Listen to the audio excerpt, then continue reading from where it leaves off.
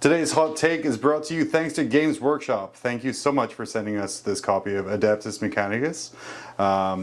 Go ahead, they're a small local company based out of England that produce miniature war games. You can find them in Warhammer community or gamesworkshop.com or anywhere that sells Warhammer things.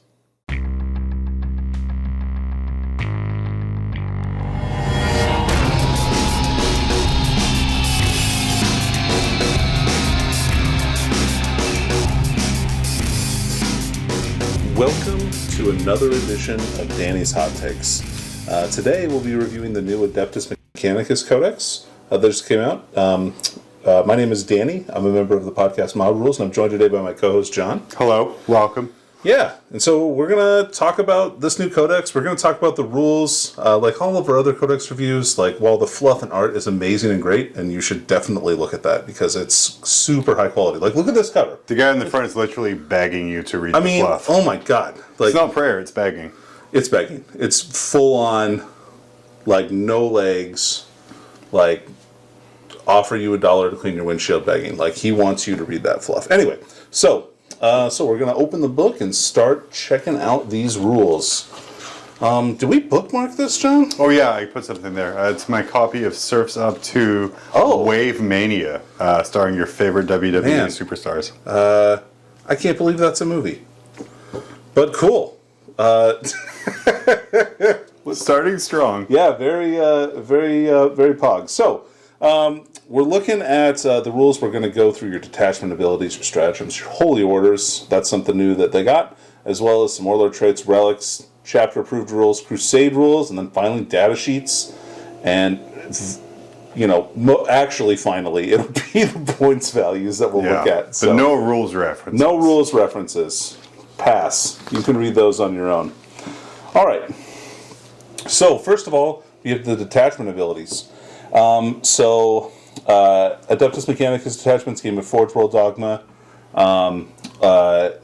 Detachments, excluding auxiliary support detachments, gain the Knight of the Cog ability, which is pretty cool. We'll look at that there.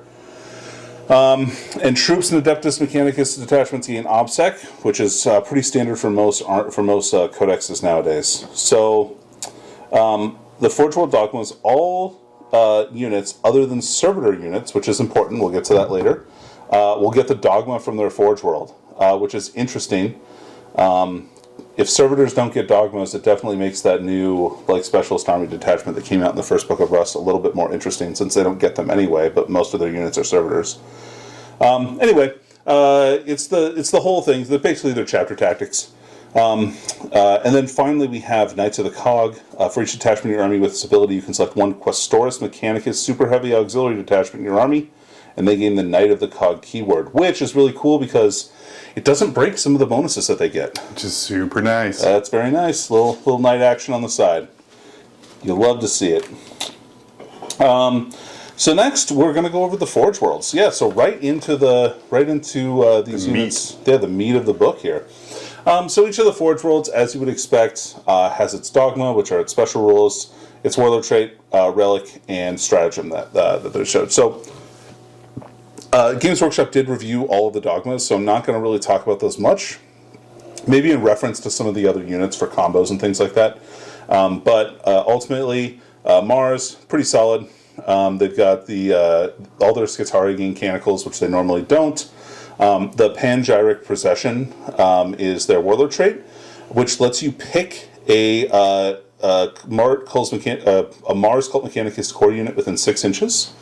And they can use a canticle, even if it's already been used, instead of the one that's going. And it's both the Warlord, both the Warlord and the unit get the benefits of that, which is pretty neat. It literally lets you customize what's going on with your army, and kind of fits kind of the old Mars dogma that they used to have. Their axe, they did preview extra 3 attacks. It's like the Wrath of Mars, which is also their stratagem. Yeah. So the stratagem's really good. It's the same as it was before, but it is capped out at 6 mortal wounds. Thank you very much, Games Workshop. Thank you. But it only does cost 1 command point for a power rating 11 or a power rating 10 or less unit, which is pretty cool. So it doesn't always cost 2 command points anymore. I do like that part quite a lot. Next, we've got Lucius. They've got their Solar Blessing, which is much improved over their old one. So if they get shot with damage characteristic 1, they get +1 to their armor saves, and they get +3 inches to the range of their weapons, which is always a great ability. Their Warlord trait is Luminous Blessing. You pick a Lucius core unit within 9 inches of the Warlord, and they get Transhuman. That's incredibly powerful. Oh man, like on a big unit of Scutari, just being able to say, no, they're going to be, you can't wound them on a 4+, better than a 4+, even though they're like toughness 3 models. Very powerful. Their Relic is a Lucius model only once per battle in your movement phase. The bear can use this relic. If he does so, the bear's unit and up to 1 friendly Lucius core unit within 3 inches of the bear may be removed from the battlefield and set up anywhere on the table that is more than 9 inches away from enemy models. And if you pick 2 units, they have to be wholly within 6 inches of each other. Man, that's so good. That's basically it's Veil of Darkness from Necrons. I mean, you can combine the 2 as well and give them Transhuman and then move the squad across the table. Right. So, and it doesn't count for a fallback, obviously, so you can still shoot with the unit. It's just a really great way to rescue a unit and get them out of dodge. The Legio Teleportarium is the stratagem, same as it was before. 1 command point to deep strike a unit. You can do it twice for a 2,000 point army, or 3 times for a 3,000 point or higher army. All right, so next we have Agrippina. Their Dogma Staunch Defenders gives you +1 AP within half range for shooting attacks, and then they have they can always hold side of your stat to defend if they want to, which is a nice little bonus. The Warlord trait, and this is one thing I really like about these Warlord traits, is they all give like a bonus to a unit, which I think is really cool. So this one, you pick an Agrippina core unit within 6 inches, and every time a model is destroyed by an attack made by an enemy model, roll a d6 on a 4+. They can, after the attacking model's unit has finished making its attacks, it can either shoot with one of its ranged weapons if it were your shooting phase, or make a one attack with one of its melee weapons as if it were the fight phase. So basically Banner for Space Marines, which is pretty cool. Their Relic is great. Basically gives you an aura of pick a vehicle within 18 inches, and you get to reroll 2 wound rolls against that for Agrippina core or Cataphren Servitor units. Pretty good. Their Indentured Machines, I think, is also pretty solid. You get to pick a Cataphren Servitors unit and give them +1 toughness to make them toughness 6 for 1 command point per squad, and you can do it once if you're playing, or twice if you're playing Strike Force, or 3 times if you're playing Onslaught.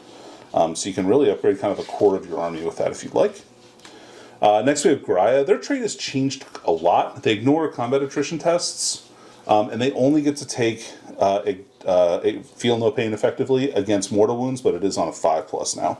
But it does not the weird, like, when this model dies on a 6+, it doesn't, which they used to have, which was, like, really annoying.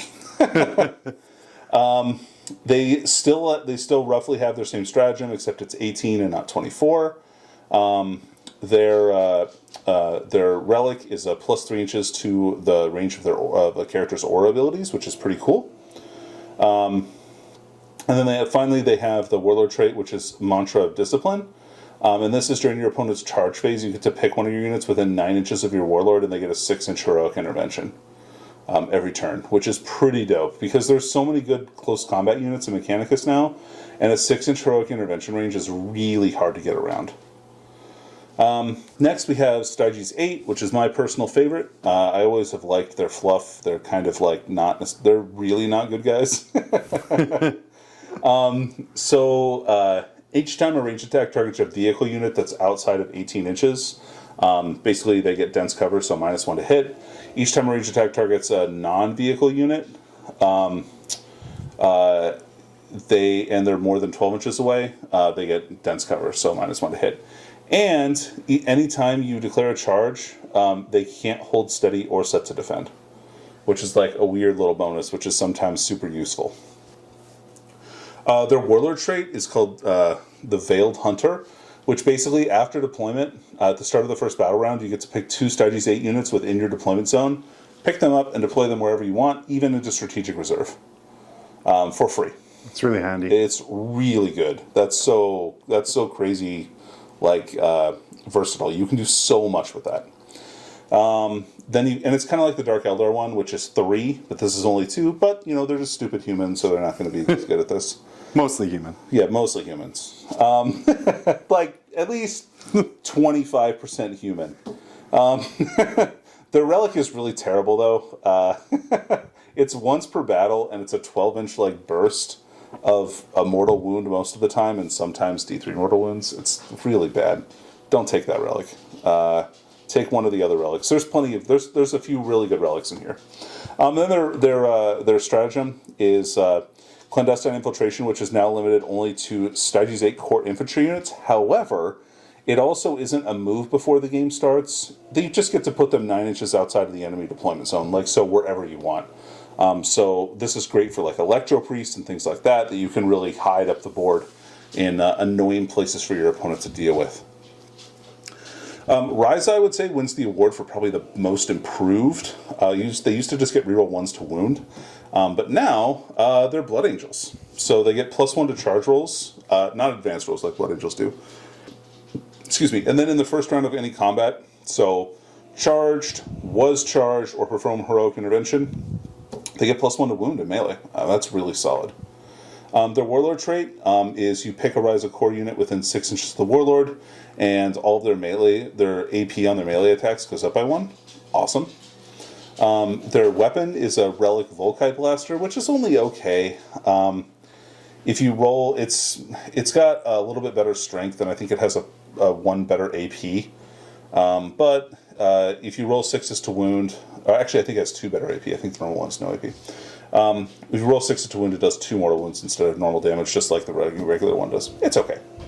And then finally, Plasma Specialist, they previewed on GW's website, +1 to plasma damage weapons, so that's going to be mostly on Cataphrons, I feel like.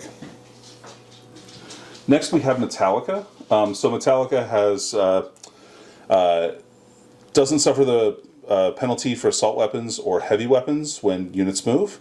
And if they're within engagement range of a unit with this army with your dogma, they always count as being at half strength for combat attrition, which is pretty cool. Their Warlord trait is you just get to pick an enemy unit within 12 of your Warlord, and he yells at them and gives them -1 to hit. I mean, that's basically what it is. Fair. Yeah.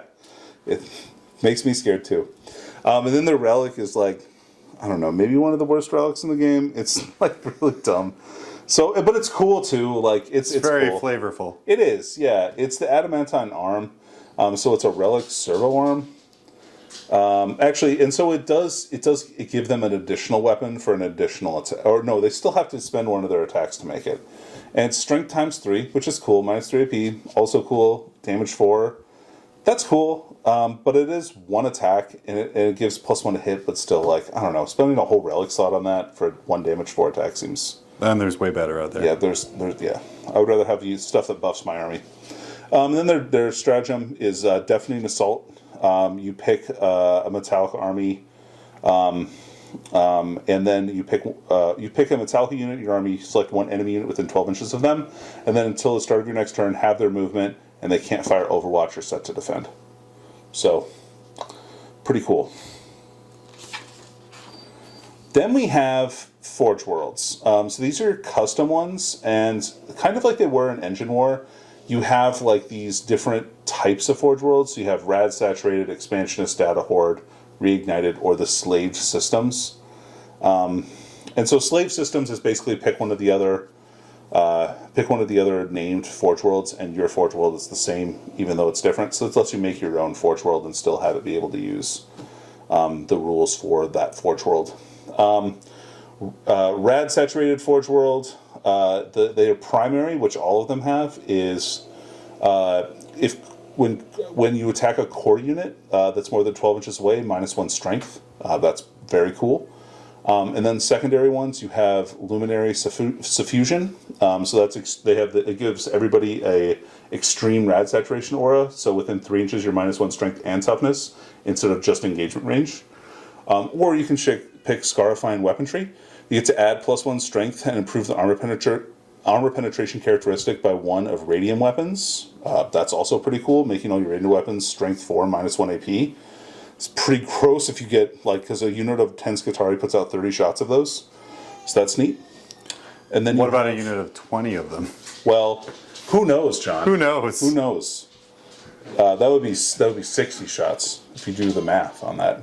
Math I hammer. refuse. And then finally, you have the Machine God's Chosen. And this lets you ignore modifiers for combat attrition. That's pretty bad. Both of those are great, though. I think those are both pretty solid. Then you have Expansionist Forge Worlds, which have the accelerated actuators. And this is whenever a unit with this dogma fights, if it made a charge move, was charged, perform heroic intervention. The armor penetration characteristic of melee weapons are improved by 1. Nice. Then you have Forward Operations, which lets any Skitarii core units from your army make a 3-inch move at the start of the game, in addition to whatever other moves that they get at the start of the game, Sure. which is pertinent later on. Then you have Acquisitive Reach, which is +6 to the range characteristics of rifle and carbine weapons, which is really interesting. I have to look at the list of those, but that could be pretty cool. And then finally, you have Rugged Explorators. So you don't suffer penalty for moving and shooting heavy weapons, and vehicles don't suffer the penalty incurred for firing assault weapons if they advance. So, Pretty good. Yeah. Data Hordes. So Magna-bonded alloys of any time a vehicle model with this dogma would lose a wound on a 6, it ignores it. That's pretty good. Then you have Omnitrack Impellers, +2 inches the move characteristic of Cataphron Servitors and Onagers. 8-inch move Cataphron Servitors is kind of interesting, actually, I think. And sort of annoying. God, that's so fast. And so tough. Yeah. Then you have Auto Savant Spirits. So vehicles, heal a wound, and models with this dogma whose characteristics change count as double wounds. Pretty cool, especially so these two combined together is like a pretty tough vehicle army. Or you can do the servo-focused auguries, and this is anytime a model with this dogma fires a range attack with a Cognis weapon, as long as you're within half range, you get to reroll the hit roll. So for all the Cognis heavy stubbers, which are like 36-inch range, as long as you're within 18 inches, you get to just reroll misses with all the shots, and it can be a lot of shots. So yeah, that's pretty cool. But there's also things like Cognis autocannons, Cognis las cannons, things with 48-inch range, which only have to be within 24, and that makes them even better. Then you have the reignited Forge Worlds. So Purgation Protocols. Each time a core unit with this dogma makes a ranged attack or an unmodified twin roll of 6, the armor penetration is improved by 1. Pretty nice. Then you have Data Breach Generators, which is the secondary one. Each time an enemy model makes a melee attack against a unit with this dogma, if the enemy model made a charge move, was charged, or performed a heroic intervention, subtract 1 from the to hit roll. So like -1 to hit in the first round of combat, more or less. Unless they get consolidated into. And then Purified Datasphere, add 3 inches to the range of all aura abilities, excluding rad saturation, which is good. I'm glad that they did that, because otherwise, like, this becomes this, but better. So, and then they have Engineered Nanophages. Each time a melee attack made by a model with this dogma is allocated to a model with a save characteristic of 3 or better, the armor penetration is improved by 1. That's kind of cool, too. All of these are great. I think there's some really good choices here that actually make them as good than some of the other Forge Worlds. But that's up to you to decide. I definitely would take a long, hard look at what your army is supposed to do, and then you can pick the Forge World that's going to be the best one for you. Stratagems. All right, so So many. There's so many. I was surprised at how many stratagems this army actually has. So consider that we've already gone through 6 or 7 extra stratagems from Forge Worlds, right? And then in addition to that, there are also 2 or 4 whole pages worth of stratagems that AdMech get. Man, these are awesome. So let's start going through them, and things have changed. So, one thing I would say about this, guys, I feel like there's been a lot of salt on the internet about this codex, but remember that things change. A 9th edition army should not play like a 9th edition army. Exactly. So, I think this book is much more well-rounded. But there's Kick some the camera here real quick. Come on in. John comes swooping in over here. But yeah, so just keep that in mind when you're looking at this stuff. Things change. I think this book is overall much better, but some things have gotten better, a lot better, and some things have gotten worse, and just a little bit worse. So just keep that in mind when you're looking at this stuff. So stratagems, we've got Zealous Congregation. This is for a unit of Electro Priest in the fight phase. Anytime you roll an unmodified hit roll of 6, it automatically wounds the target. Awesome. That's great. So, especially with the amount of attacks that Electro Priest can throw out, I think that's pretty awesome. Next, you've got Doomstriders. So this is for Iron Strider engine. So either the Sidonian Dragoons or the Iron Strider Ballistari, or Cerberus unit is selected to advance. They auto-advance 6. Their heavy weapons become assault weapons. Awesome. And they don't suffer a penalty for shooting assault weapons. It's real good for 1 CP. It does so many things for 1 command point. It's so amazing. Then we've got Assassin Constructs, and this is for Secondaries units.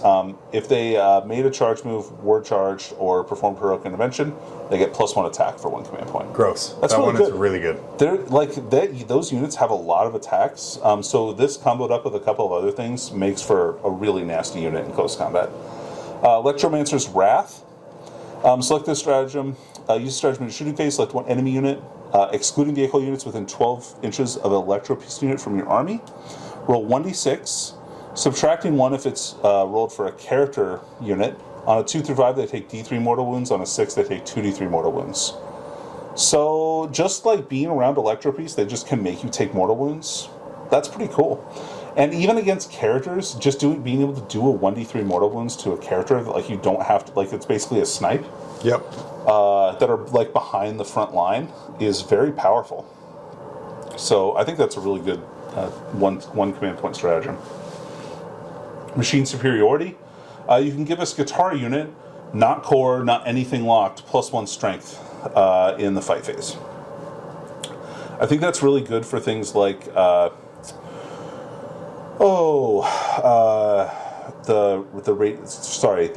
the Rangers, but the Vanguard. It's pretty good for them. It's pretty good for like all the Sicaran units because they actually are good at fighting. But like anything with the rad saturation, being able to take your opponent's toughness down by 1, and if they're like Ryza or something like that, and also getting +1 to wound, like they're going to really mess up people in combat. And that's what I like. There's a lot of great combat options in this army now. Elimination Volley. This is when a unit of Cataphrone servitor shoots. If they're within half range, an unmodified roll of 6 just wounds. So that's cool. And those units can get a lot of shots. Like if you give them like the grav cannons for the Cataphrone destroyers. Yeah. Like they get 5 shots each. So almost every guy is getting an auto wound of grav on somebody. That's kind of cool. Data Spike. Use this in the fight phase. If a Tech Priest is selected to fight, select a vehicle in engagement range, roll a dice. On a 2 through 5, they take d3 mortal wounds. On a 6, they take d3 +3 mortal wounds. Because like they're going to hack your Raider, make its sails fall off, or lock the wings so they can't flap anymore. Yeah, well they'll raise the crop the pop top like. And the guys don't like that. It freaks them out. Messes up the hair. Yeah, it does. Then you have Benevolence of the Omnissiah. So this is, you pick a Adeptus Mechanicus vehicle unit in your army, and if they would lose a wound to a mortal wound, into the end of the phase, they get a 4-up to ignore those. So that's better than the Space Marine one, the Custodes one, like every other one, the Knight one. That's a real good and that's cool stratagem if you really need something to survive. Yeah, like if you're playing against like a Smite heavy army or something like that, and just being able to like throw a tank in front of your army and be like, all right, it has 12 wounds, but it's going to take you 24 wounds of mortal wounds on average to get through this. It just can make for a really bad time for those kinds of armies. Which is great because AdMech have no defense against Psychers otherwise, really. Apart from bodies. 1 CP. Yeah, there you go. Tech Adept. So this lets you use Machine Focus or Awaken the Machine 1 additional time for an Adeptus Mechanicus character in the command phase. And if it's in your movement phase, you can also use Master of Machines 1 additional time. That's the repair. So we'll get to Machine Focus and Awaken the Machine when we get to those abilities on some of the new data sheets. Machine Spirit Resurgent. Choose an Adeptus Mechanicus vehicle during your command phase. Until the start of your next one, it's considered to have full wounds for the purposes of doing its characteristics for 1 command point. That's dope. Data Blessed Sermon. Use this in your command phase. Select an Adeptus Mechanicus unit from your army within 6 inches of a friendly tech priest, and then select 1 canticle that has not yet been active for your army. Until the start of your next command phase, that unit counts the canticle as being active in addition to the currently active one. So they get 2 canticles for 2 command points. And it's any unit. It's really good. That's pretty cool. Yeah, there's definitely a ton of play there. You've got Archaeotech Specialists. So this one lets you take extra relics. And this is for any Adeptus Mechanicus character. Then you have Mechanicus Locum. This allows you to take extra Warlord traits for any Adeptus Mechanicus character. Host of the Intermediary is a new one. This lets you take any Scutari model that has the Alpha or Princeps profile and give it a Scutari Warlord trait. Which is interesting. And then the Artifactorium lets you pick a Scutari model with Alpha or Primus. This is the Sergeant upgrade, and basically give it an extra relic. I do like that these are becoming common across all books. I'm surprised they got these 2. Those are really good. Just being able to take so they can take 5 Warlord traits now. Yeah. I'm not happy about like the Sergeant level guys getting Warlord traits. But yeah, I like the Sergeant. relics. I like the Sergeant one. I think that's cool too. Yeah, Sergeants having relics is just cool. So you can use any of these 4 stratagems twice in a 2,000 point army and 3 times in a larger army. Then you have Binaric Overrides. This lets you pick a Castle and Robots unit. You just switch protocols, and this is at the start of any phase. However, once they're in that protocol, they can't change protocols, which is not necessarily a bad thing anymore, depending on which one you choose.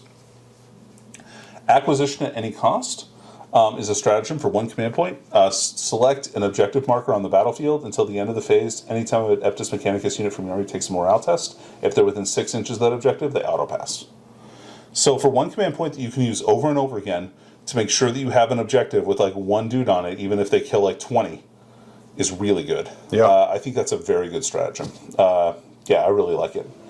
It makes me want to take some of the bigger units. Right. And it's not limited to just 1 unit as well, right? It's like anything within 6. Yeah.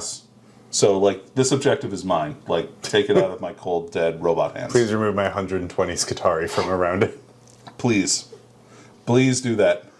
Then we have Machine Spirit's Revenge. When Adeptus Mechanicus vehicle is destroyed, don't roll, it just blows up. Circuitous Assassins. So this is for a Sicaran unit, and this is from Engine War. Basically, you get to pick a Sicaran unit within 9 inches of the battlefield edge and remove it, and during the next movement phase, they come back on as reinforcements from any table edge 9 inches away from enemies and the table edge. Which is actually cool because it can put you in range of a lot of objectives that are close to the edge of the board if your opponent doesn't have units on them, which is real annoying. Deeply Sunk Talons. Again, this is another Engine War one. You pick this unit during your opponent's movement phase. When an enemy unit tries to fall back, if they're engaged with any Taraxi sterilizers, on a 2+, they can't fall back.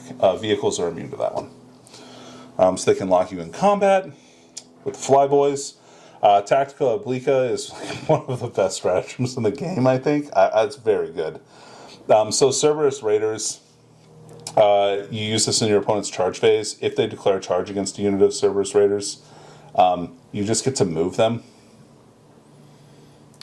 Which with new sort of charge rules where if you declare against multiple units, you have to make all units. Right. That's a way to completely fail a charge. Yep. Or it's a way to move into an objective. Right. Or it's just so Get good. them into a position somewhere else, or just block their movement so they can't move very far. Like if they were trying to get like further up the table, you can go, nope. Yep. Move forward and block something off. Sure. Or, yeah, it's gross. So pretty good there. Crushing Weight. Use this stratagem in your charge phase when an Iron Strider engine or Castle and Robots finishes a charge. Select a unit in engagement range of them, and roll a d6 for each model that's also in engagement range. On a 2+, they take a mortal wound.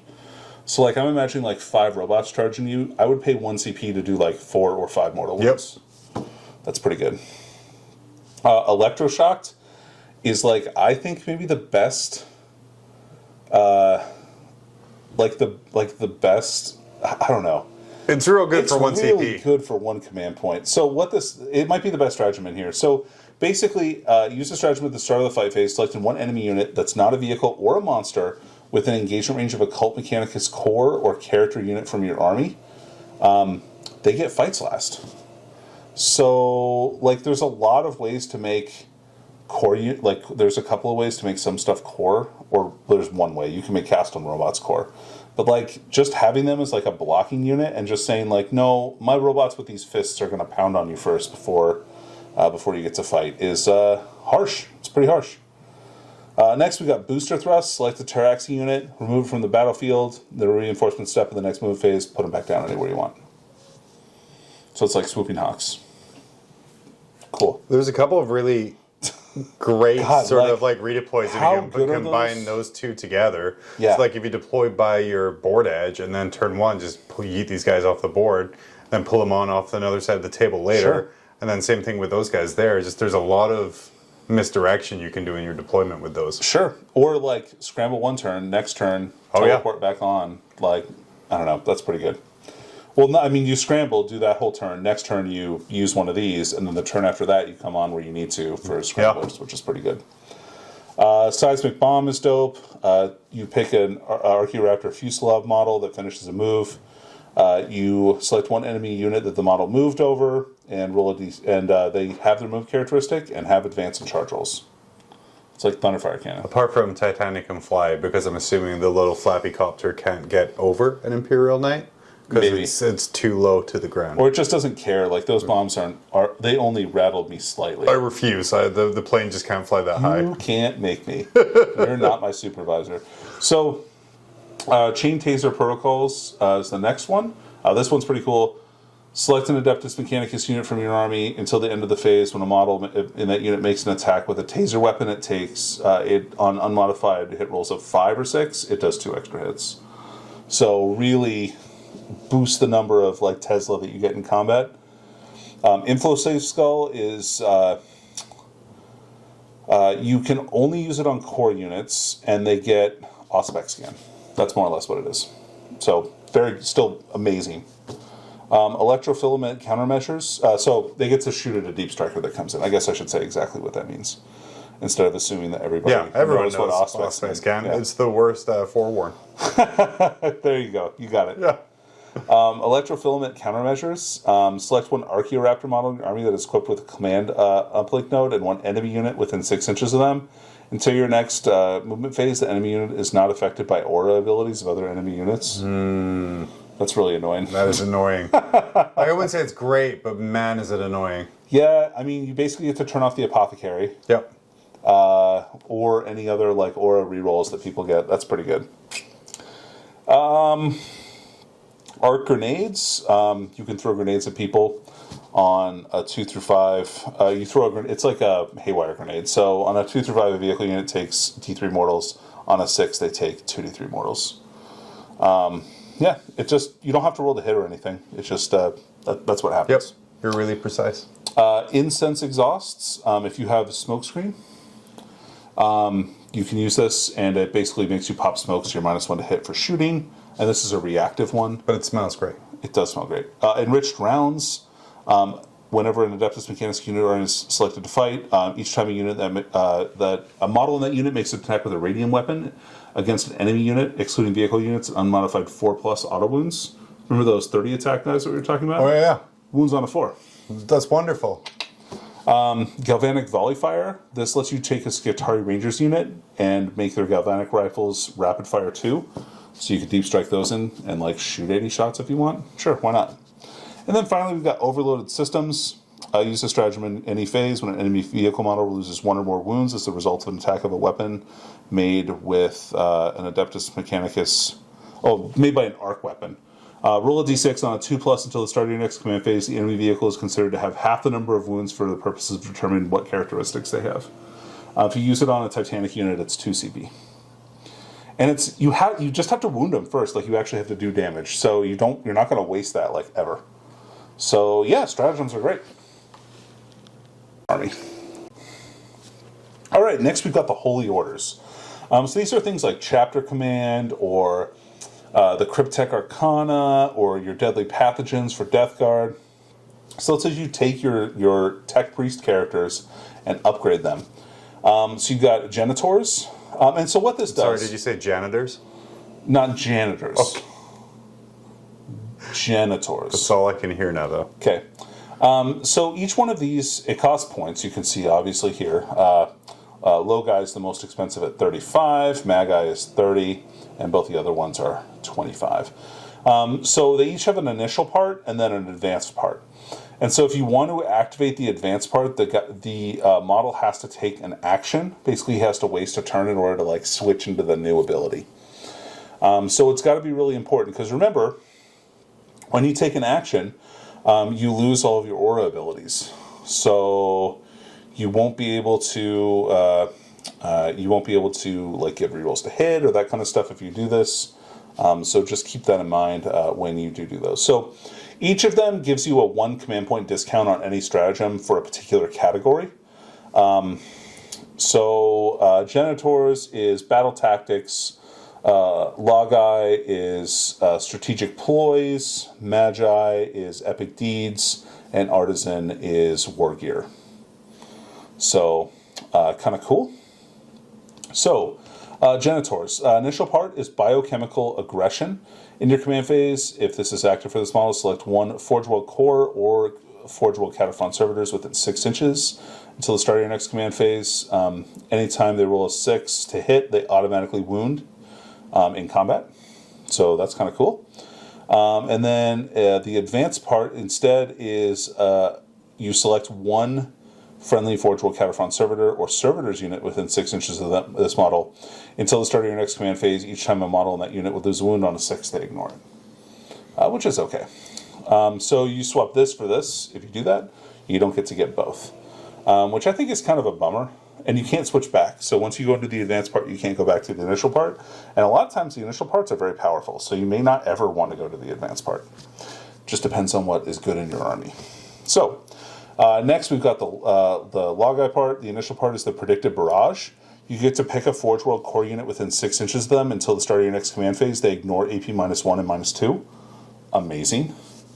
Advanced part, Flaws of the Foe. In your command phase, when this is active, pick a core or Cataphront Servitor unit within 6 until the start of your next command phase. Whenever they make a ranged attack, they don't get cover. Quick question: why would you ever switch to advanced? If for this one, yeah. Because it seems to me just ignoring AP 1 and 2 is really powerful. really good. Yeah. So I would switch to that if my opponent had some kind of ability like Raven Guard where they were in cover all the time, and I really need to get through their cover.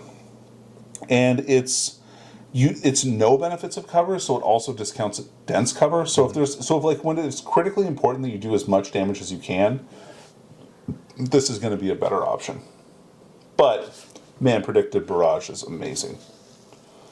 Anyway, Magi, Predatory Programming. In your command phase, if this ability is active, select a Forge World Core unit within 6.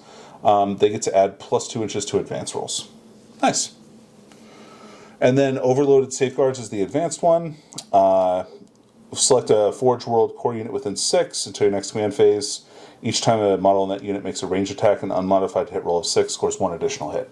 Now that one is amazing. That second part, Overloaded Safeguards, is gross. And I will say, like, the initial part still is really good because when you combine it with one of the strats where you auto-advance 6, right, that makes an incredibly fast unit just kind of buzzing across the table. Right. Especially when you're considering a lot of those units are like movement 12 already. Mm-hmm. So, that's nasty. And you can also increase their movement through the doctrines. Yep. Yeah. So we'll get to that in a minute if you haven't already seen that stuff on everywhere. Games Workshop's website. Man. No. What a great company. Yeah, Games no kidding. Workshop. What a great company. They gave us this book to review. Yeah. We're going to be sure to Workshop. point out that we were given this book to review. We did. We were. Oh, good. And that's great. Yeah, I mean, love it. Again. Thank you. Thank you, Games Workshop. So then they have Enhanced Biomechanical Interface. At the end of your movement phase, if this plan is active for the model, select a Forge World Core or Cataphront Servitors within 6 until the start of your next movement phase. That unit is eligible to charge and shoot if it fell back, but if it makes a ranged attack, it's -1 to hit. It's not terrible. That's really good, Yeah. actually. I really like that one. And the advanced part is exquisite calibration. Select a friendly Forge World core unit within 6 inches until the start of your next command phase. Each time a model in that unit makes a ranged attack, add 1 to the strength characteristic of that attack. That is really good. That's actually pretty cool. Yeah. I can see that, and I can see actually a couple of pretty good uses for that. Those are both good. And only 25 points for that upgrade. No, yeah, I think it's worthwhile. Yeah. Of course, like each character can only have one of these. Like you can't have more, and I'm pretty sure you can only have one of them in your army at any one time. So think about that when you select those guys. Next, we've got our Warlord traits. Ooh. Warlord traits. So Call doesn't have the Mars Warlord trait. He has Masterwork Bionics. We'll get to Masterwork Bionics in a second. So the first one we got, and so we have Tech Priest Warlord traits and Skitarii Warlord traits. They're different. I like that. It gives more options. I think that's pretty cool. And these ones just affect Skitarii, and this one just affects Cult Mechanicus, Core, that kind of stuff. So interesting that the two don't really they kind of work their own deals. Skitarii are very independent. It's like having an Apple phone talk to an Android phone. Right. They're the same sort Unnatural. of thing, but yeah. All right, so Tech Priest Warlord traits. First one, Emotionalist Clarity. Select one friendly Forge World Cult Mechanicus core unit within 6 inches until the start of your next command phase. That unit is eligible to charge and return it fell back. Nice. Masterwork Bionics, so this is what Call has. This Warlord has 4-up invulnerable save, and they're -1 damage. That makes for a beefy character. Yeah, beefy call. Yep. Next, we've got First-Hand Field Testing. When you select this Warlord trait, select one weapon the Warlord is equipped with, excluding relics. Add 1 to the strength and damage characteristics of that. That's really good. That's pretty cool. Yeah. Make a mastercrafted weapon on your guy. I mean, now it's not great on its own, but seeing as you have the ability to take like 5 Warlord traits for this army. Right, who it's real cares? good. Yeah, maybe that's the one to take. Then we've got Necromechanic. Each time this Warlord uses its Master of the Machines, it auto heals 3 instead of D3, so max heal, pretty good. Cartogrammatist, Cartogrammatist, that's the word. Kelsey Grammarist. Kelsey Grammarist. When you select this Warlord trait, select one friendly Forge World Cult Mechanicus core unit from your army. That unit gains the following ability: Orbital Teleportation. You get a deep striking unit.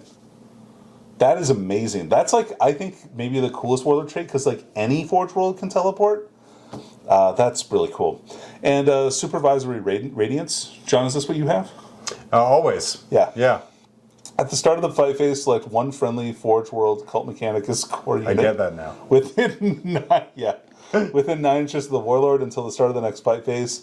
Each time a model in this unit makes a melee attack, you can re-roll it to hit roll. So full re-rolls to hit for one thing, and you don't have to pick it until the start of the fight phase, which means you can like advance up into position and like get to a good position and then use 9 inches to get them. Awesome. Next, we've got the Skitarii Warlord traits, and these ones are all kind of crazy. So bear with me as I read through these.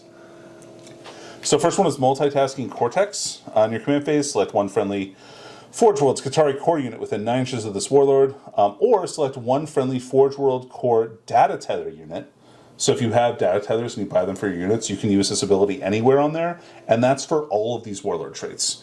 So we'll probably skip that part, and I'll just tell you the range in which you can pick it when you're not within range, and it is all 9 inches. Yeah.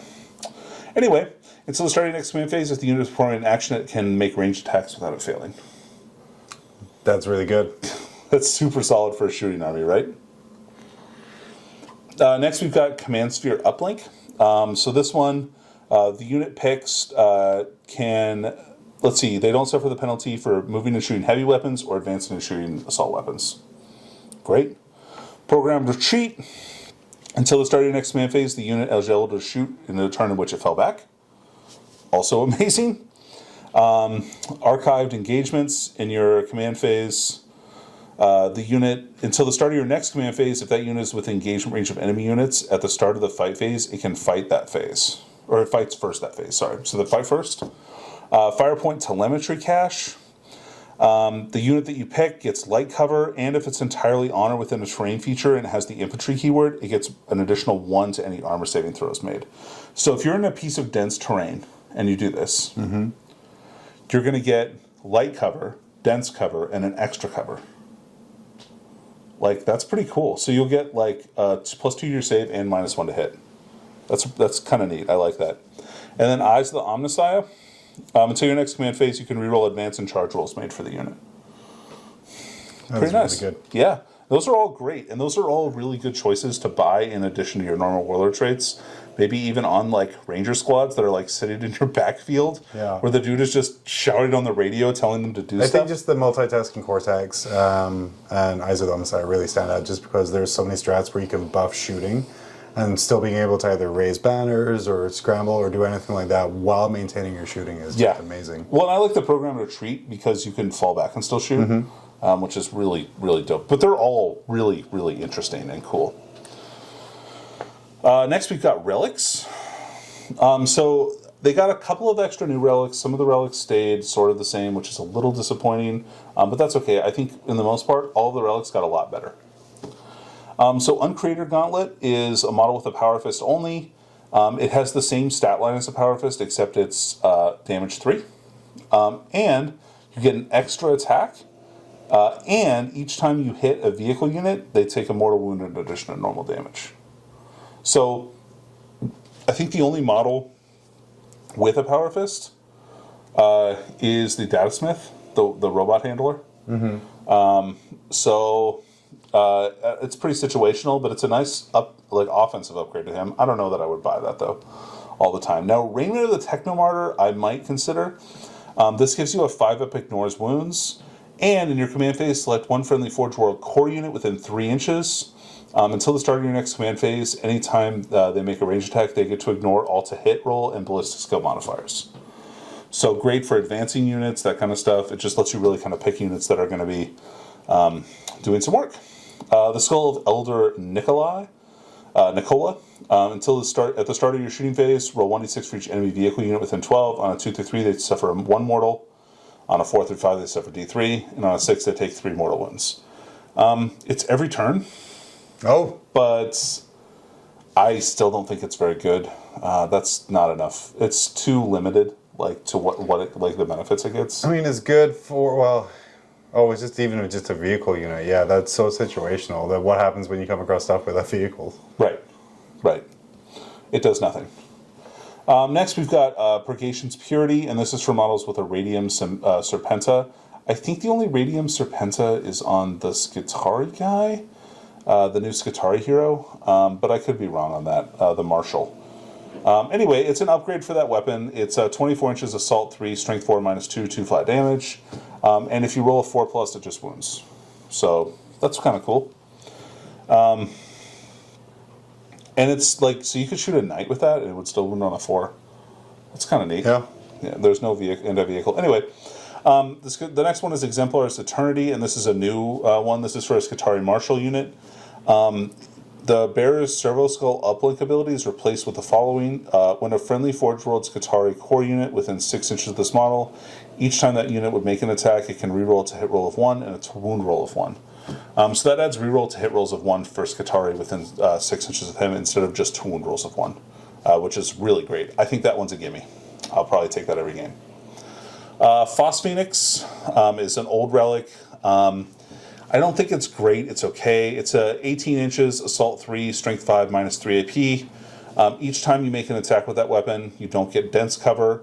And an attack made with this weapon against an enemy unit, if you score a hit, the enemy unit is exposed. Once they're exposed, friendly Forge World core units within 6 inches of this model, each time a model in this unit makes a ranged attack against an exposed unit, they don't get the benefits of dense cover. So basically, he shoots the dense cover away so his buddies don't take a -1 to hit. Powdertooth Cog is an upgraded Omniscion Axe. It's got +1 strength and +1 damage.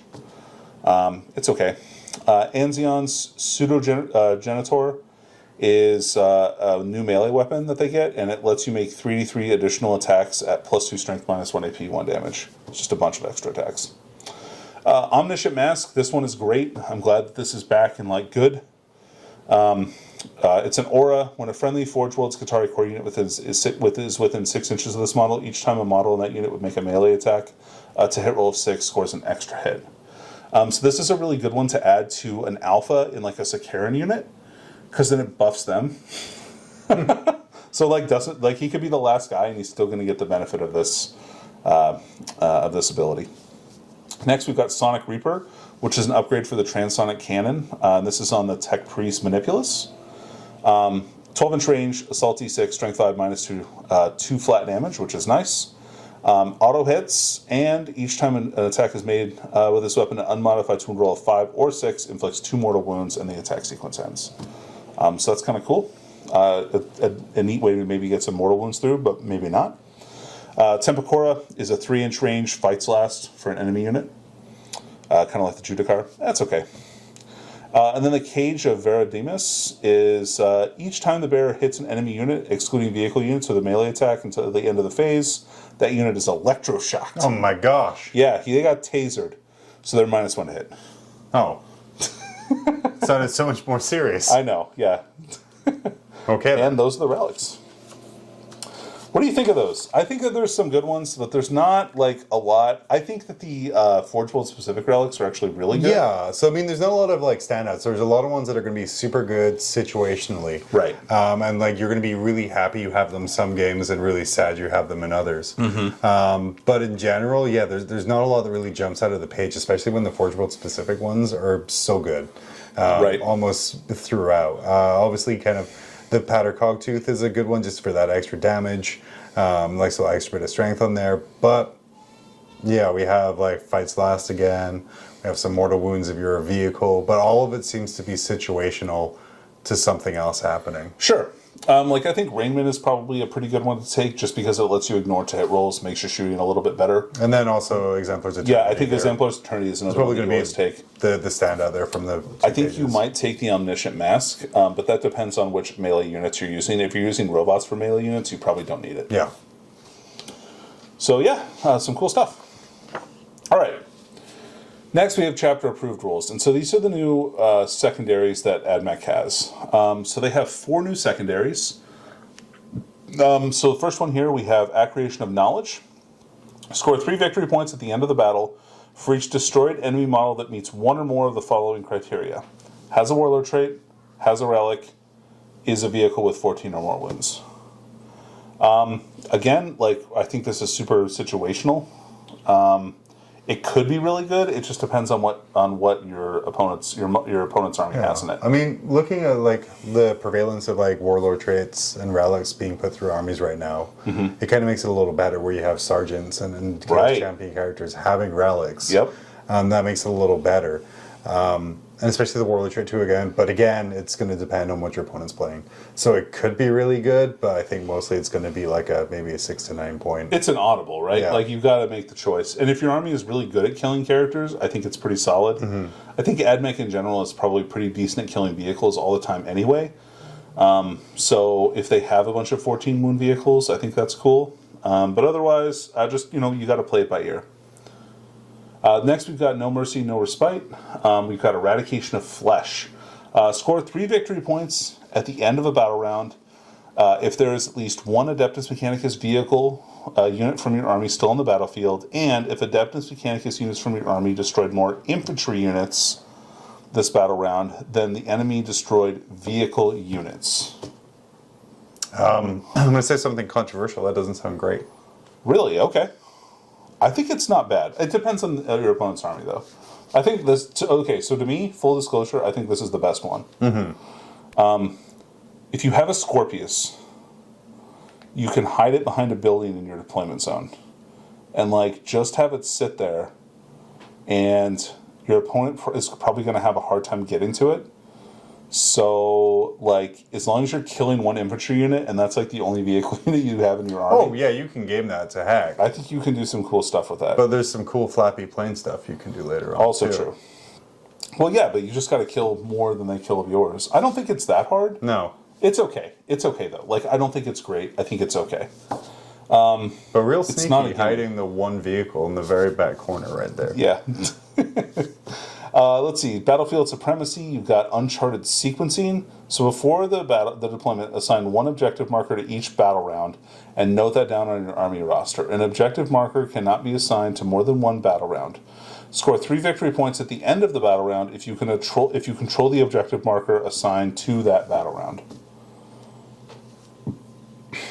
So I don't think this one's terrible for 6 objective missions. Okay, I could see that, because you only have to ever control 5. Right. I just always worry about trying to control that enemy one. Mm-hmm. But like if you only try and get like 4, Right, that's still 12 points. yeah. And the other thing I want to know about this, and this maybe I am reading into this too much, does your opponent know what they are? I kind of think you're supposed, like your battle roster is supposed to be public knowledge. Yeah, so I would say for this one, your opponent should know, because anyone where you're not supposed to know, it says note down in secret. Or Yeah, kind of it's like private. secretly note. So this one is, and also what's super nice about this one is you can almost use it to control some movement from your opponent, because if you label like I'm going here turn 2 and here turn 3, your opponent then has to either make a decision to move over to stop you, Yeah. or you're just going to score points on that. Yeah, I could see that. And, like, especially if you have, like, flappies, like the Taraxi. Yeah. And the turn before, you're supposed to get, like, across the board over to their thing, and they've, like, left an objective. You just have to, like, re-deep strike them, and it's like, oh, shit, I need to move guys back on there. Right, for sure. So it's really good for controlling movement. I could see that. So I don't think you're maxing your points on that one, everyone, but you're controlling a lot of the board, and you're forcing, so maybe it helps bump your primary up, maybe it helps your other secondaries. And it might be easier than some of the other ones you would have to do. I could see that. That is fair. All right, so hitting it, and it's also a lot better if you're going second. Yes. Hidden Archaeovault. Before deployment, your opponent selects one objective marker on the battlefield, excluding objective markers in their own deployment zone, which is nice. Yep. Score 2 victory points at the end of the battle if you control, or at the end of the battle round if you control the objective. Score 5 if you control it at the end of the battle. It's okay. I mean, it could be really good. I think this one is like,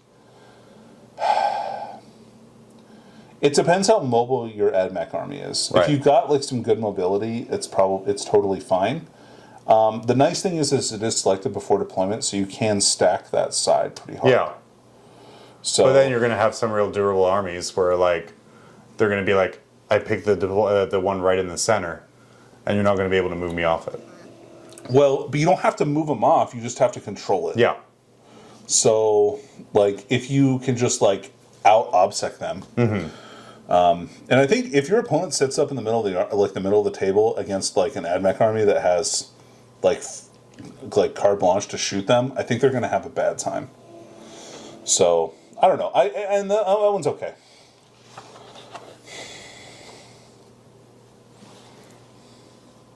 Go.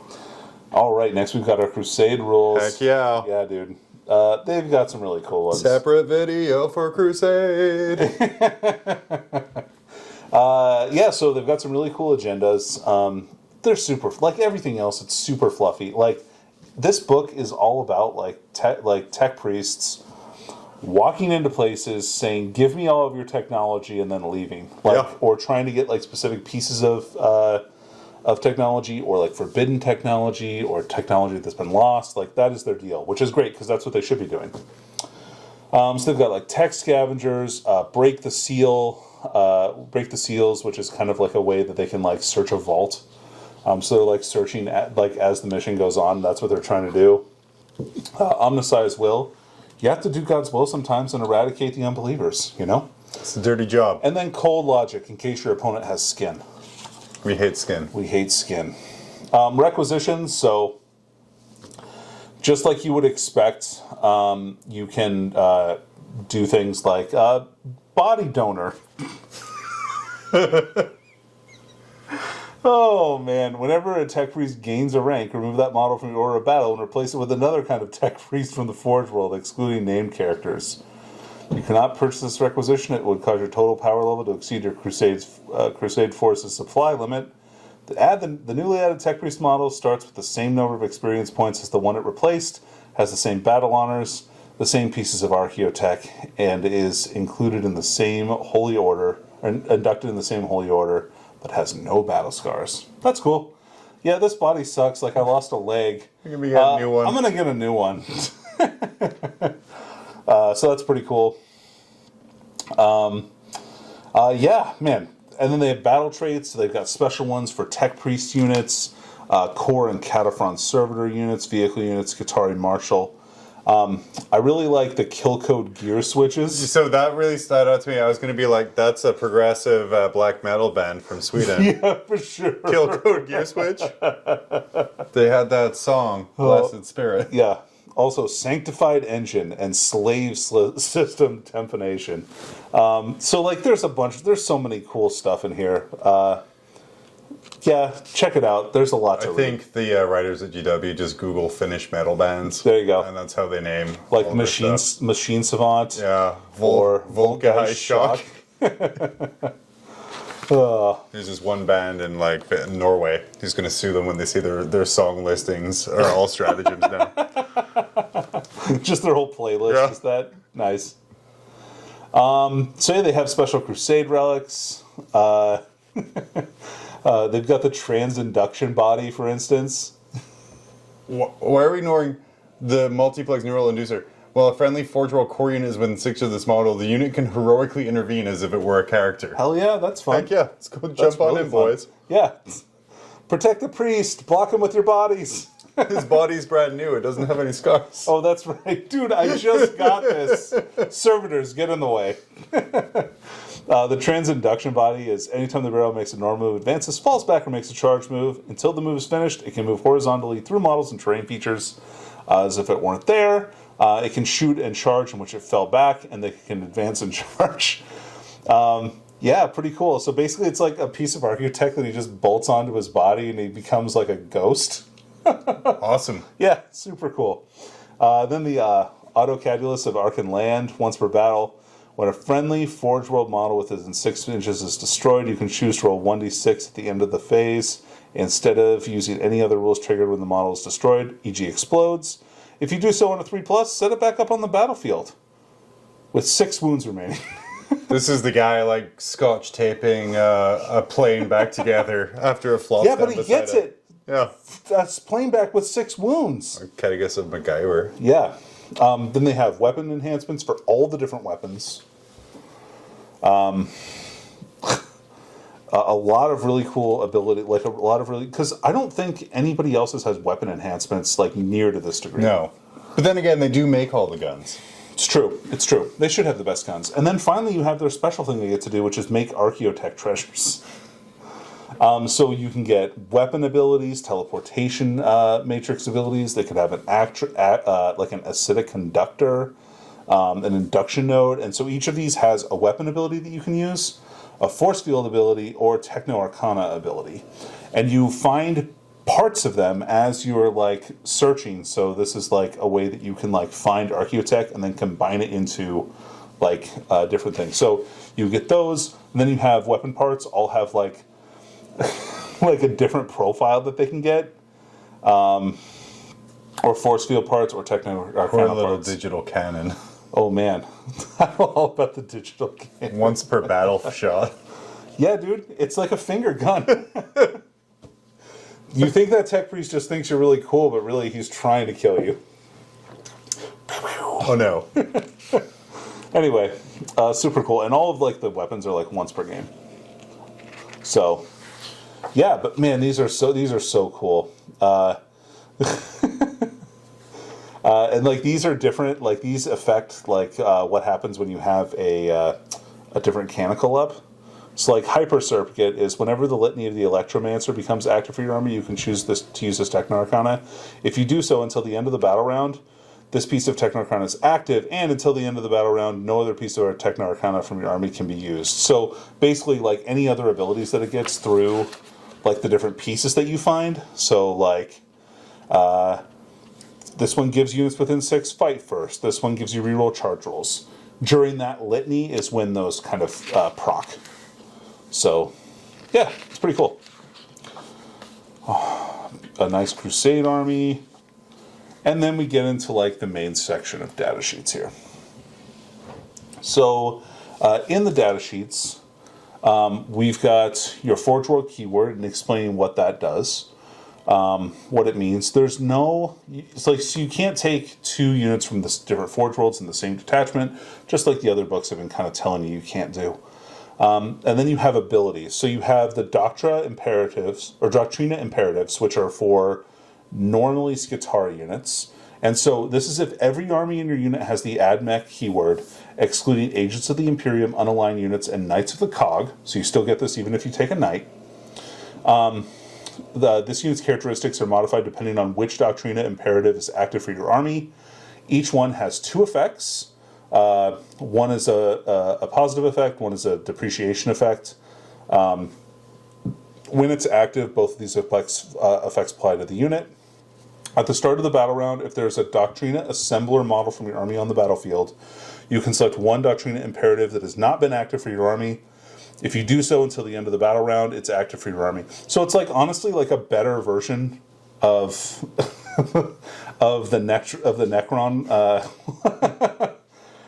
Necron. Like what are they called? The oh my god, why have I forgotten the name of that? I know Necron player. Yeah, I know, that's really sad. Protocols. Yeah, protocols. Thank you. Jesus Christ, I don't know. You've used them enough against me. That Well, I know. Like I've. I switched mostly to Dark Angels, and I've been playing those super heavily, so I'm like forgetting my Necrons. Then we had Canticles of the Omnissiah, and again, like that's just a symptom. That's like kind of a commentary on how complicated and like important it is to know the rules for your army because there's so many of them. Each book is so dense. Right. So there's so many different things going on, which is more complicated, but it does make it a lot of fun, and it makes the armies way more characterful. So I'm all for that. And then finally, you have Canticles. You can pick a Canticle every round that hasn't been active, and your army, every unit from your army does have to have the AdMech keyword. So the Doctrina imperatives. So you've got Protector imperative, which is +1 ballistic skill, -1 weapon skill. Conqueror, +1 weapon skill, -1 ballistic skill. And then Bulwark, which is +1 save, -3 movement. And then Aggressor, +3 movement, -1 save. So you definitely have some choices there, which is pretty cool. Then the Canticles, you've got Shroud Psalm. Units get light cover. Chance of the Remorseless Fist, +1 strength. Incantation of the Iron Soul, ignore all modifiers to combat attrition. And whenever you lose a result of a mortal wound, you ignore it on a 5+, or if you're Graya, it's on a 4+ instead. Benediction of the Omnissiah is reroll it to hit, a to wound, and a damage roll for each unit. Invocation of, and this is for the shooting phase only. Invocation of the Machine Vengeance is each time a unit advances or charges, you get to roll an additional d6 and remove one. That one's really cool. That's the Invocation of the Machine Vengeance. And then Litany of the Electromancer is -1 to hit in combat. Because you're electricity. Yeah. Ooh. Zappy zap. All right. Data sheets. Some big changes. Yeah, for sure. Like Call was an infantry model, but now he's a monster. So I think that gives him like advantages and disadvantages. Mm-hmm. The advantages, of course, is that he's got a cool shooting weapon, and now he can. Oh no, he can't shoot it into combat. It's blast. So mostly that's negatives then for him. But some things that affect infantry won't affect him, which is cool. He's a very large model. He is large model, yeah. And he has more than 2 legs, which is the basis for infantry. True. He has several legs. Yeah, several. He's kind of a centaur. Yeah. Yeah. Yeah.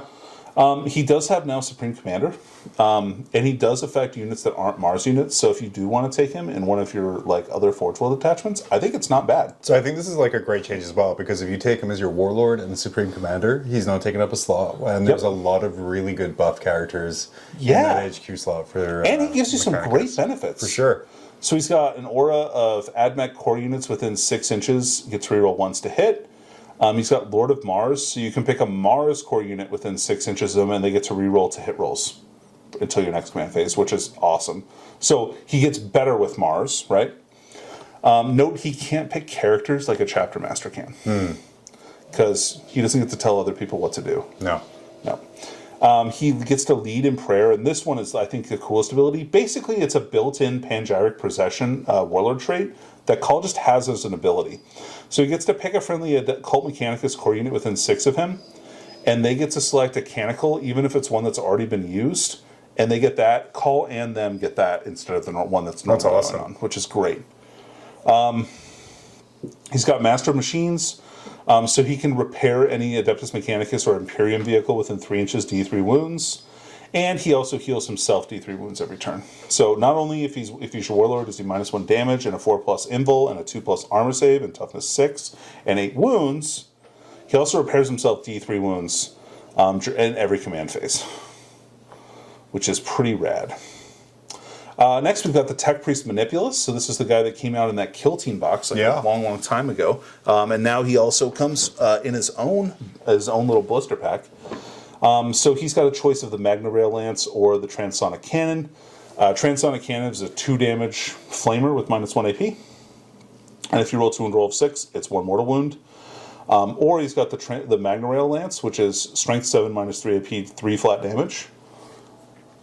So what I like, actually, is give him that Warlord trait for +1 strength, +1 damage on a weapon. Oh, yeah. And give it to that Transonic Lance. So he hits on a 2+ at 36 inches with strength 8 -3, 4 flat damage. That's really gross. That's not bad.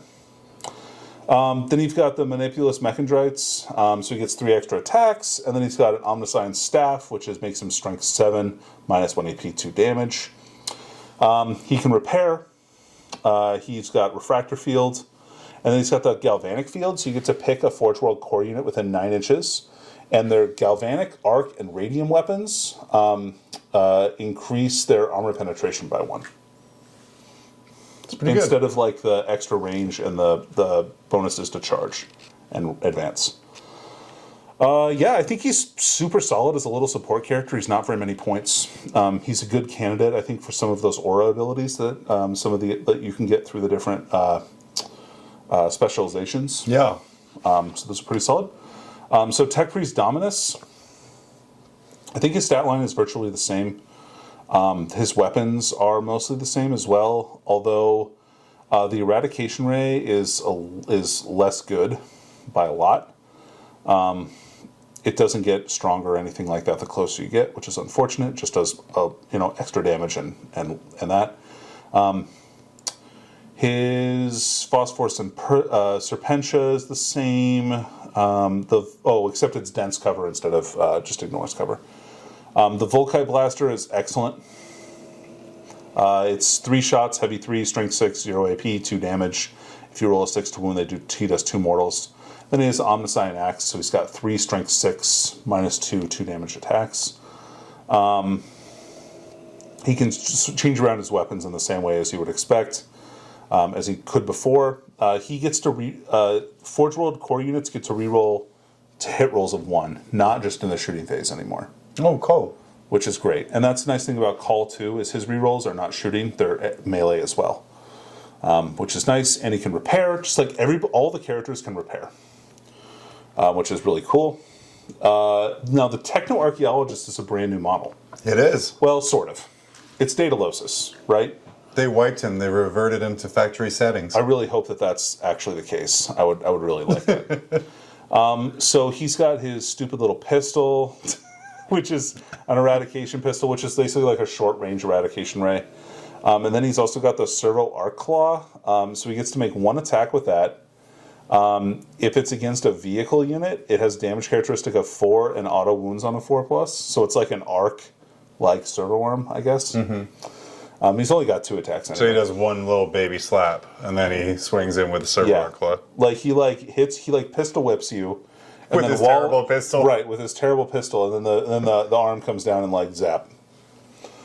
So he's got an Omni Scrambler, which is super weird. All right, cool. Yeah, so you can't deep strike within 12 inches of him or come in from reinforcements. So he makes a great babysitter for units. He's got Brotherhood of the Cog. So this means you can take for each Tech Priest Dominus or Manipulus, you can take an Engine Seer or a Techno-Archaeologist without taking up a slot. So you can take a bunch of support characters. Yeah.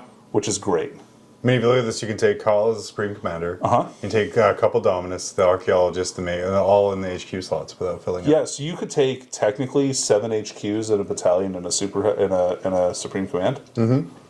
Yeah, if you wanted to. He heals.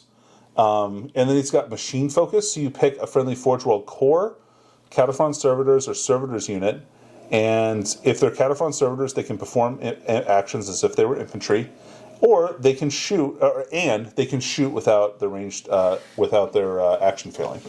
It's really good. That's a really cool ability. Like, there's no roll for it. You just get to pick units. Yeah. That's solid. Skitari Marshal is another brand new unit. So 3-up weapon skill, 2-up ballistic skill. He's got the Radium Serpentia, which is just a really... It's not a very good pistol. And then he's got his control staff, which is also not a very good weapon, but you're not taking him for his weapons. No. Oh, another thing to keep in mind, all of these characters have the Doctrina Assembler, so you don't have to take the Skitari Marshal in order to get the Doctrina imperatives. So he's got the Control Edict. In your command phase, you can select one friendly Forge World Skitari unit within 3 inches of this model, or select one friendly Forge World Skitari data tether unit anywhere on the table. Until your next command phase, that unit ignores the depreciation effect of the currently active doctrine. And that's where he becomes amazing. That's so cool. Well, that and reroll to wound rolls of 1. Yes. Is really good. And then hopefully to hit rolls, because you'll take. And he's not that pricey. No, at 3 power level, and you'll see, I think he's 45 points. So I think he's well worth it. This guy got a lot better, the Tech Priest Engine Seer. So he's got a Mechanicus pistol, which is like a bolt pistol, but it's strength 4 -2, 1 damage. Okay, cool. Got the same old Omniscion axe, so the 2 damage axe, which is nice. And then his servo arm. So he takes 1 attack with the axe, 1 attack with the arm, and the servo arm is like strength 8 -2 AP, 3 flat damage. So it's like a Thunderhammer with no minus. Anyway, he can heal. He's got a 5-up invul, which is great because he did not have an invulnerable save before. I think, well, maybe he had a 6-up. And then he's got Awaken the Machine. So you pick a Forge World vehicle unit, excluding Castle and Robots units. John, just so you know, you can't give them... I'm going to try it. Until the start of your next command phase, each time that model makes an attack, add 1 to the hit roll. So you can take a vehicle unit and give them +1 to hit. It's really good. Yes. And then he's got Brotherhood of the Cog, so again, you can take him as an additional HQ. So giving a vehicle +1 to hit, having him be a babysitter is dope, because he can also heal the vehicle he's right next to it as well. Yeah. This is keeping up with the vehicle. But yeah, for he some can run around. Why not? For some like round 1 stuff to get your guys hitting like really great stuff there, yeah. And then he's just sprinting away after the chickens. That's right. Yeah, after the chickens. And it's model, not unit. So just keep that in mind. So it's 1 chicken. Oh, well then never mind. He's trash. Yeah. No, he's not. He's good. He's pretty good with like a disintegrator or like an onager. And just making them 2-up ballistic skill and like... Yeah, that's pretty good. Let's go. Skitari Rangers. So these guys stat-wise didn't really change. Same movement, same weapon skill, ballistic skill, strength, toughness, wounds, attacks, and leadership. Same save. Now their weapons did get different. The weapons did change quite a bit. Arc rifle is much better. Gains 6 inches of range. It gains it auto does 3 damage against vehicles and always wounds them on a 4, which is rad. Their galvanic rifle, as we saw on Warhammer Community, is now 30-inch range, heavy 2, strength 4 -1. It's great. Plasma Cavalier did not change at all. The stats on that are the same. Oh, wait, no, it went up range. It was not 30 inches before. Wow, that's cool. And then the Transonic Arquebus doesn't have the stupid rule where you can't move and shoot it anymore. So they can move around and shoot that, although they will take the heavy penalty. And it has the same sniper stuff that you would expect. Otherwise, the stats on that did not change. You can give them an enhanced data tether or an Omnispecs. Omnispecs means they get to ignore light cover. Data tether gives them +1 leadership and the data tether keyword, which means super important. Which is good. Yeah, it lets them really do that stuff. Now there are ways to get data tether in an aura around some of their vehicles, which is pretty cool. So you don't have to buy it on your units, but it's probably not bad. The way that they did their equipment is very interesting. So if you have 9 or fewer models, 1 ranger can get 1 of the special weapons. So the arc rifle, the cavalier, the transonic arquebus, right? Now they changed the unit size. They're large. They're large, yeah. So they were 5 to 10. Now they're 5 to 20. So for every 10 models in a unit, you can take 1 arc rifle, 1 plasma cavalier, 1 transonic arquebus. So you have 20 models. You can take 6 special weapons in the squad. And then you can also take, like, whatever the... you can also take... Oh, and if you want to, for every 10 models, you can take a data tether or an omnispecs, and you don't replace any of that model's weapons. He gets a galvanic rifle. Or if there are 9 or fewer, you can take one of those 2 things. So if you have 20 guys, you could take an omnispecs and the data tether and all the special weapons. So you could have like 9 special models in the squad. Yeah, because you can take 2 of each of the specials plus this guy here. Right. Plus Gross. 2 of those guys. Yeah. Oh, gross. Yeah. So, yeah, they have a new rule called Rangers, which means they get to move 3 inches. Just to kind of give them, I guess, a leg up. I mean, they could use that and then move like onto an objective that's kind of normally outside their range, which is kind of cool. And then you could like make them not fail their action, which would be pretty cool. Vanguard, again, stats didn't change. The radium carbine is different. Now it's if you roll an unmodified 6 to wound or to hit, it automatically wounds. So you don't get the 6 to wound as 2 damage anymore, which is like less good against some armies like Space Marines or things like that, but better against other armies. So same war gear options since they're the same model kit, but they also get the rad saturation aura. This is now, if your engagement range, you're -1 strength and toughness instead of just toughness. I like so they become tougher in combat. So these guys are like decent little blockers. Yeah. Like it would be annoying to try and fight them, I think. Then you have Breachers and Destroyers. Now, John, these guys changed a lot, and I don't know if I'm interested in the reason that they're design decision here, like in the way that they phrase this. So this was literally the first thing I told you. When I know, yeah. You were like, Danny, what's going on here? Please explain this. Please explain why this is happening. And I said, I don't know, John. I'm not God. Well, so they have the biker keyword now, so they're not infantry. Well, and it might be, if you want to look here at this picture, because they have wheels. They do have tracks. They do have tracks. Which is fair. I mean, okay, they got tracks. They tracked.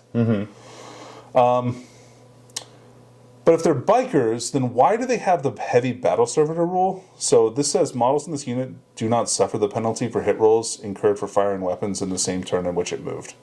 Because only infantry take that penalty. Right. So I think that's a little bit of a leftover. Tracked mobility as well, where they can move through breachable terrain without penalty. And so I think they added this because they added biker. Right, for sure. And I think they were infantry, and they just forgot to remove this rule. Which I totally think there as well. But I think the biker keyword, combined with tracked mobility, makes the breachers much fairer and more accurately played on the table. Yeah, and they're not core, so keep that in mind too. So these guys aren't getting rerolls and that kind of stuff. So while you can bust through walls, you can't move up levels, and kind of so they're kind of stuck on the ground, right? Because as it should be, these guys should be able to bust through walls, but maybe not be like a Dalek and float up the stairs. Yeah, I agree. How are those guys getting up there? Those aren't stair climbing tracks. Those guys don't have stairmasters. All right, so unit size changed too. Yeah, they're 3 to 6 instead of like 3 to 12. Yeah, they already got your Cataphren money. But I think units of 5 Cataphren Breachers are still really good. Oh yeah, because they got better in almost every single other way. All right, so stat line pretty much the same, except for one thing. They did go to a 2+ armor save and a 3+ save for the destroyers. They did get that bonus. Now, they are losing the ability to normally get cover. However, they do have canticles, so you can shroud psalm them, which is pretty powerful. A 1+ save in the open is nothing to sneeze at. No. And then we have heavy arc rifle to change a bit. It went from D3 damage to flat 2. And if you attack a vehicle unit, instead of it going to D6 damage, it's 3 damage, and it automatically wounds on 4s instead of 5s. There's a lot of that in this book so far. Yeah, anything with the arc rule is basically they get that. Torsion cannons, 40-inch range, strength 8 -4, D3 +3 damage. Those are pretty nasty. But one shot at ballistic skill 4+, not the best. Now, is there ways to improve their ballistic skill, Danny? You can do 6s to hit auto wound. I don't think there's a way to necessarily improve their ballistic skill. They don't have the vehicle keyword or anything like that. So I think you're typically going to take the heavy arc rifle, especially since the torsion cannon costs points. Fair. And then both the melee weapons are free. The arc claw, it gets to make 1 additional attack, so they go to 4 attacks with the arc claw, which is really nice.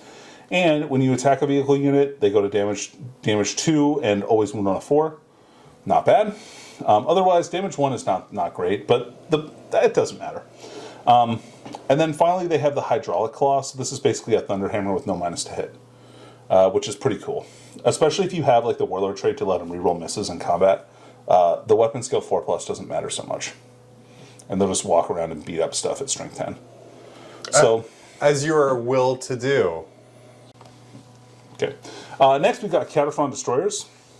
Again, changed unit size, 3-up armor save. Cognis Flamer, they did review that in Games Workshop. It's D6 plus 2 hits instead of the normal thing. Heavy Grav Cannon is a little lackluster. Heavy 5, minus 3 AP. If you shoot at 3+ armor save or better, they're 2 damage. The Plasma Culverin is 36-inch range plasma cannon with heavy D6 and blast.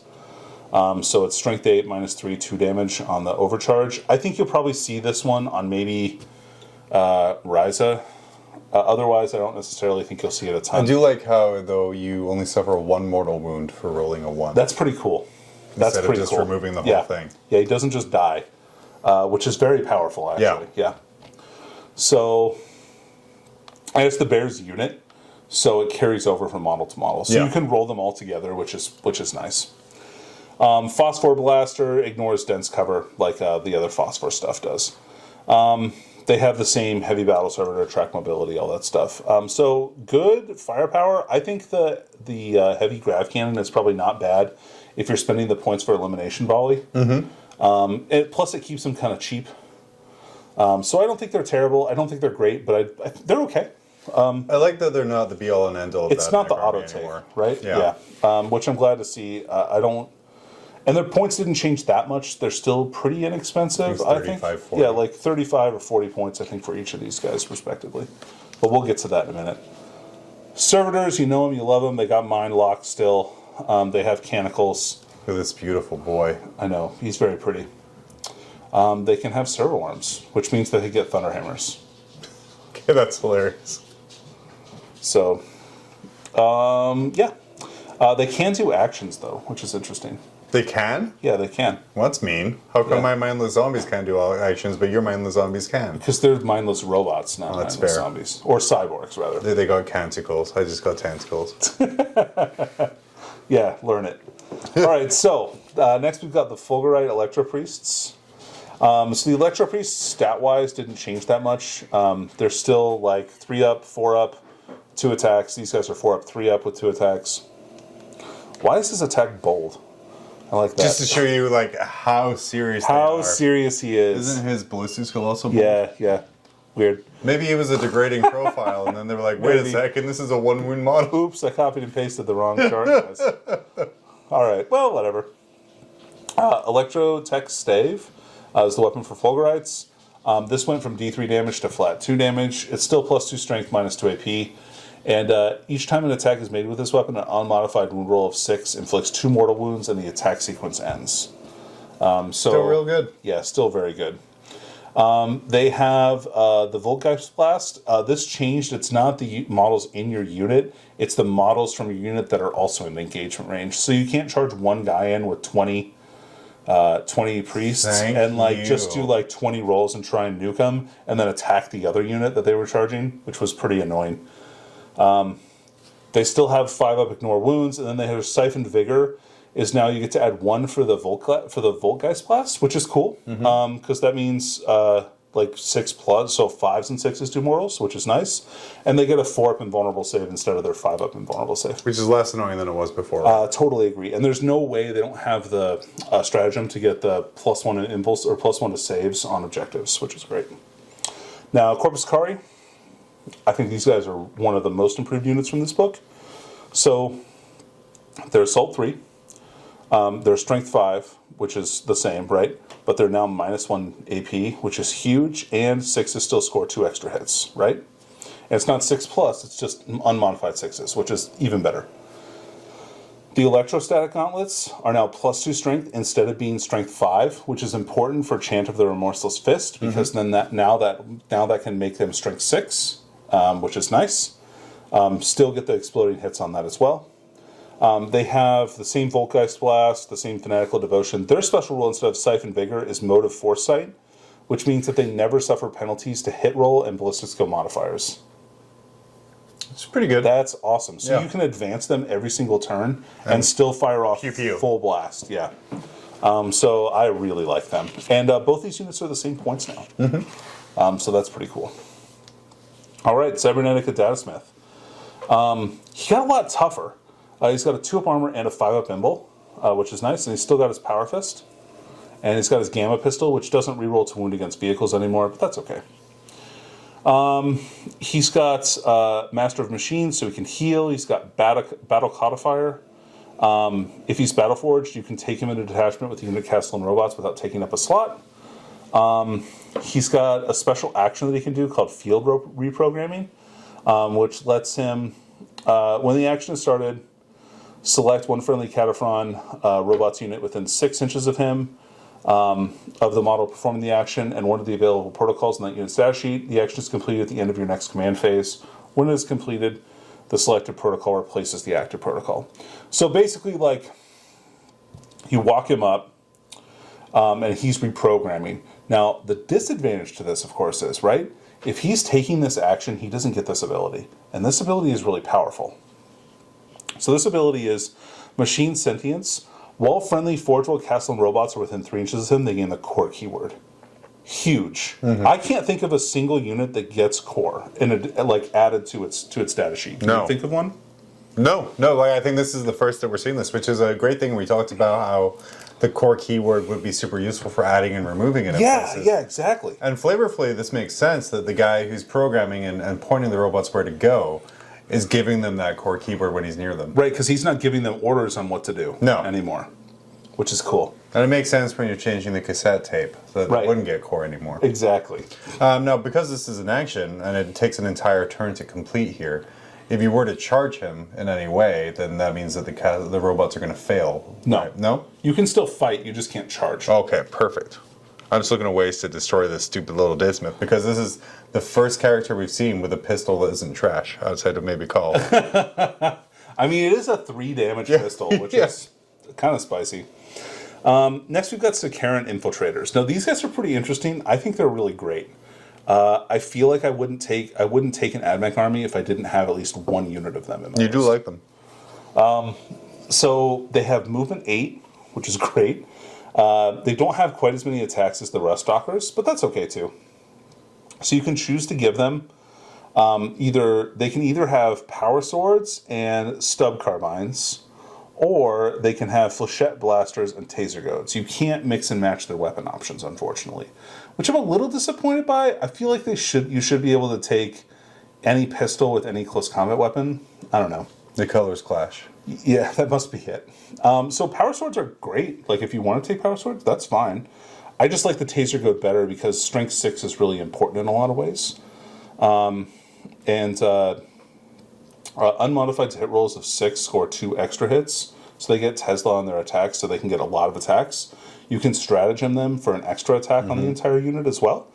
And if they're like Ryza, you give them +1 to wound, so now they wound more or less everything in the game on a 4+. With a lot of attacks and a lot of explosions. Oh, you could spend another command point to make their taser goats explode on 5s. Yeah. Yeah. Anyway, they're great. So their special rule is called a modified hit roll of 6. Yeah, but the stratagem says for taser weapons. Yeah. Oh. Unmodified 5 also does that. That's just dumb. Yeah. I'm going to disagree with that in principle. All right, so they have neurostatic interference. Each time an attack is made against this unit, if the attacking model is within 12 inches, you can't reroll to hit or to wound. That's really good. So they kind of have gloaming blow. I have to spend an entire command point to get that for one dude. It's really good. Then they have infiltrating positions. You get to set them up on the table 9 inches away from your enemy deployment zone. And they have voice in the code, so you're -1 leadership within 3 inches of them because they're loud and scary. So yeah, I think those guys are. They Really seem like nice. a super good little disruption unit because if you can set them up within 9 inches of my deployment zone, and they have an 8-inch movement, then they're going to be in your face right away. If you want, like you could block out deployment. Yeah, with a ton of attacks, ton of possible damage. It's just a really good unit for that. For sure. Next, we've got Secondaries Ruststalkers, and typically these guys have been one of the shittiest units in the entire book. Yeah. I would not say that's the case anymore. I think they're pretty decent. So you can take them with either Cord Claws or Cord Claws and Transonic Razor, or just the Transonic Blades. The advantage to having the Cord Claw is it does give you one extra attack. I don't know if that's as good as just taking Transonic Blades, because the Transonic Blades have AP -3 and +1 strength, which is really good. Otherwise, their special rule is that if they roll an unmodified roll of 6, they do a mortal wound in addition to damage. And they have an extra attack over the Secondaries Infiltrators. Their other special rules that they get are Optimized Gate, so they never take any penalty for their ignore any modifiers to its move characteristic, with the exception of the incurred depreciation effect on the Bulwark imperative, so that when they get +1 save. And they ignore all modifiers to advance rolls and charge rolls. So similar to Inexorable for Death Guard. And both these units got a new thing called Enhanced Bionics, which the characters have. So they have a 5+ invulnerable save now too, which is nice. Yeah. And then finally they have Wasteland Stalkers. Each time a ranged attack is allocated to a model in this unit, while it's receiving the benefits of cover, and an additional 1 to any armor saving throw that they are required to make against the attack. So they get an extra +1 save. Yeah. No, they did a lot to buff up that unit from where it was. Yeah. So I think they're decent. I think they're worth taking. It's kind of cool. Like I was thinking, a unit of 10 in like a Dune, like a Dune Rider, or maybe in a Drill. Yeah. Would be a really solid unit to take, just to throw out like 30 attacks or whatever, or 40 attacks if they have Cord Claws, and just try and mortal wound their opponent to death. Cerberus Raiders, you know them, you hate them. They run away when I charge them. That's right. So these guys did get a little bit of they got kind of a side grade. It's more of a downgrade than a side grade. So they went from toughness 3 to toughness 4, upgrade. 3 wounds to 2 wounds, downgrade. They do have 2 base attacks, and then they get to make an extra 2 attacks with their steed. And so their steed is +1 strength, 0 AP, and then they have cavalry sabers for -1 AP, +1 strength. They have the Galvanic Carvine, which is Assault 2, 18 inches, Strength 4, -1. And then the leader has an Archeo Revolver, which is Pistol 1, Strength 5, -2 flat damage. You can give them an Enhanced Data Tether. Did they always have a 5-up invulnerable? They did not have Advanced Bionics before, which is nice. And they get Skirmishing Line, which is great. That lets them make a normal move before the battle. And then Eye of the Cerberus means that they can ignore Lookout Sir, and any ranged attacks that they make, a 6 to wound does 1 mortal wound in addition. So even though their guns don't have sniper, they do. Yeah. So, pretty good. And then you've got the Cerberus Sulphur Hounds. These guys were less used. These are the 2 pistol wielder guys with the flame horses. Stat line changed in the same way the other unit did. And so they still get the ability to advance and shoot their pistols. They count them as assault weapons instead, and don't suffer they do suffer the penalty for those. Yeah. And then they have Rad Saturation Aura, same as the other Skitarii. The nice thing about them is once they actually get into combat, they can just shoot all their weapons into combat. They don't care. Because they're all pistols. Right. So they get the Sulphur Breath, which is Pistol D6 on the horse, which is a -2 AP Flamer, which is super rad. They've got each guy has 2 Phosphor Pistols, which are Strength 4, -1, 1 damage, and they ignore dense cover. And then the leader has the Phosphor Blast Pistol, which he doesn't get to shoot in combat, which is the big sad. One guy in every 3 Yeah, for every 3 models in the unit, you can take 1 Phosphor Blast Carbine, which is Assault 2d3, Strength 5, -1 Blast. So they can shoot a lot of shots and do okay in combat. They're not quite as good as the Cerberus Raiders because they don't have the sabers, but they still do work.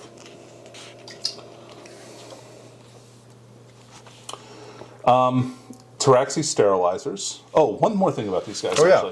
So the toughness 4 is actually a big deal on them because they do make enemy units -1 strength and toughness. So like it degrades things like Marines or strength 4 things, which is normally you'd be afraid to fight because you'd be like, oh man, these guys are going to do like a bunch of damage. Sure. Well, now you're not wounding them back on 4s, you're wounding them on 5s. So, I mean, they can be pretty durable for that stuff. And if you want to make them even tougher, you can Doctrine them so that they're like a 3-up armor as well. So pretty cool there. All right, so we got Sterilizers. This unit is like my favorite unit in the book just because it's a bunch of guys with flamers that fly around and like cleanse things. Caw. Caw. Same stats more or less. They've still got the Phosphor Torch, which is a Strength 4 -1 flamer. They've got their Taraxi Talons, which they have, but the Sky Stalkers do not. And the leader has a Taser Goad. So they can deep strike with Thermal Riders. They have Advanced Bionics, so they're also a 5-up. They have Daring Hunters, which means they can charge in a turn in which they fell back, which is rad because they did not have that before. And then they have Swooping Strike. Each time this unit fights, if it made a charge move or was charged, they get +1 attack. So they can throw out 30 Strength 4 attacks at -1 AP.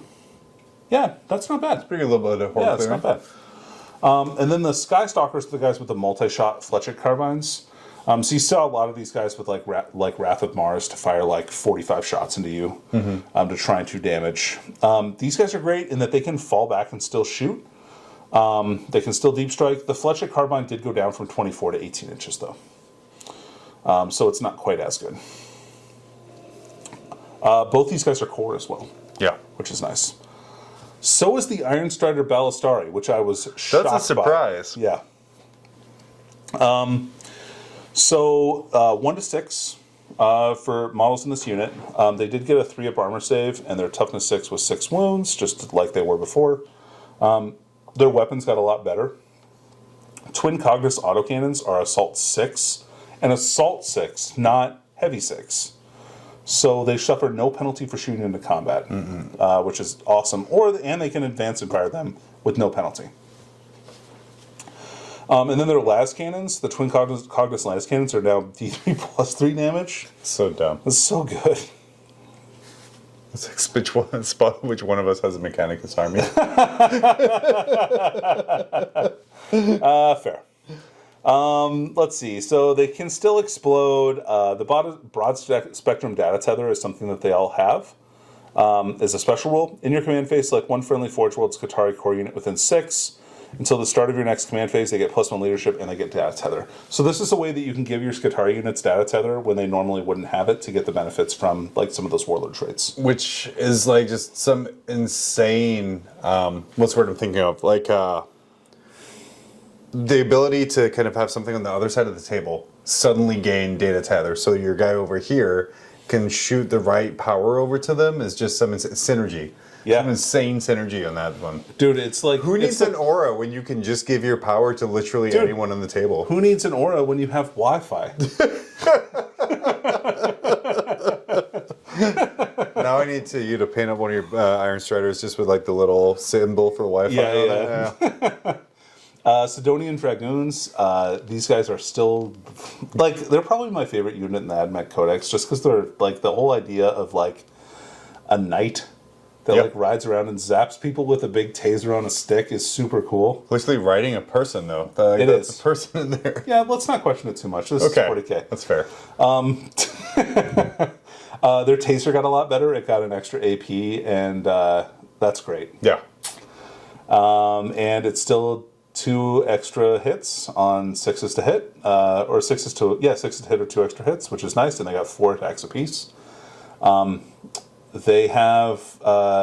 They also have broad spectrum data tethers, and they have the incense cloud rule, which they did have before, right? They're -1 to hit from ranged attacks.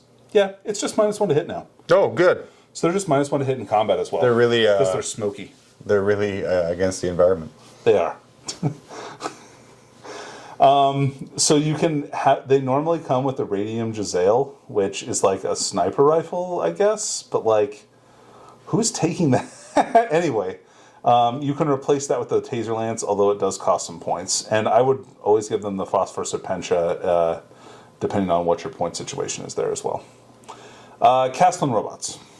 Man, did these guys get cool. So first of all, remember, they can get core if they're within 3 inches of that Datasmith.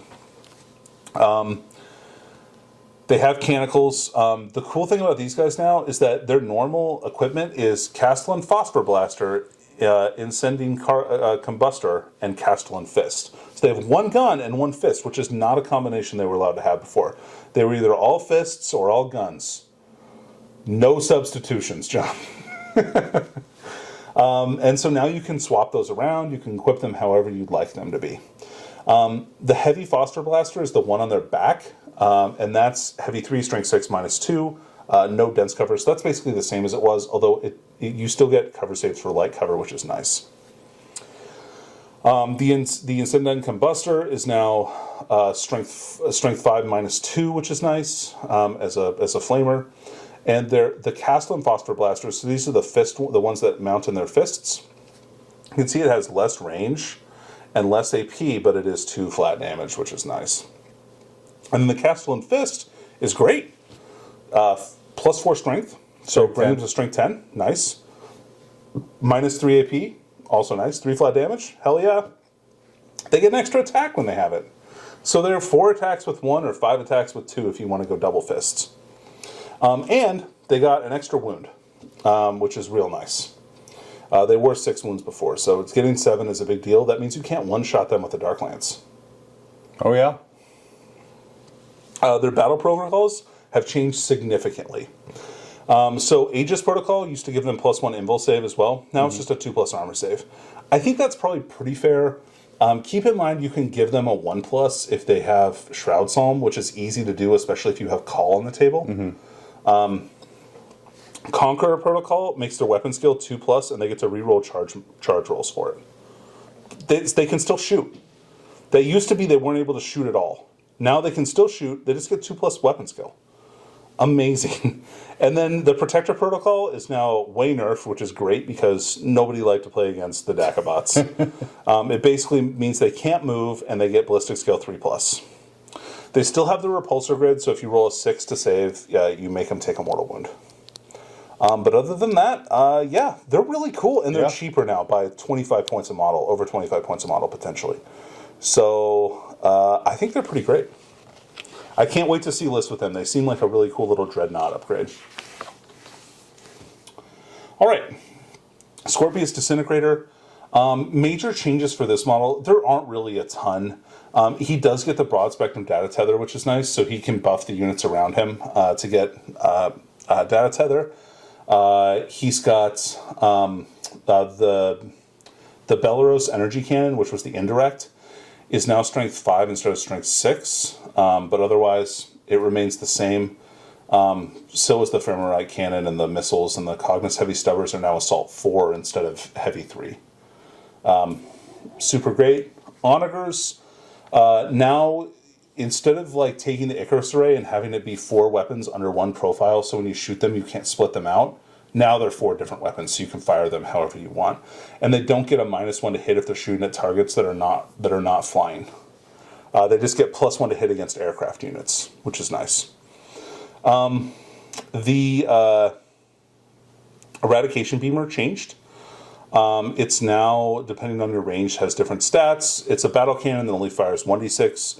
Strength 8, -3, 2 flat damage if you're 36 inches, but if you're within 18 inches, you can choose it to be instead Strength 8, -4, 3 flat damage, which is nice. The Neutron Laser is now D3 +3 damage, which is great, because now it's min 4 instead of min 3. And it's Strength 12, heavy D3 with Blast, so you can't shoot it in a combat, but yeah, that's whatever.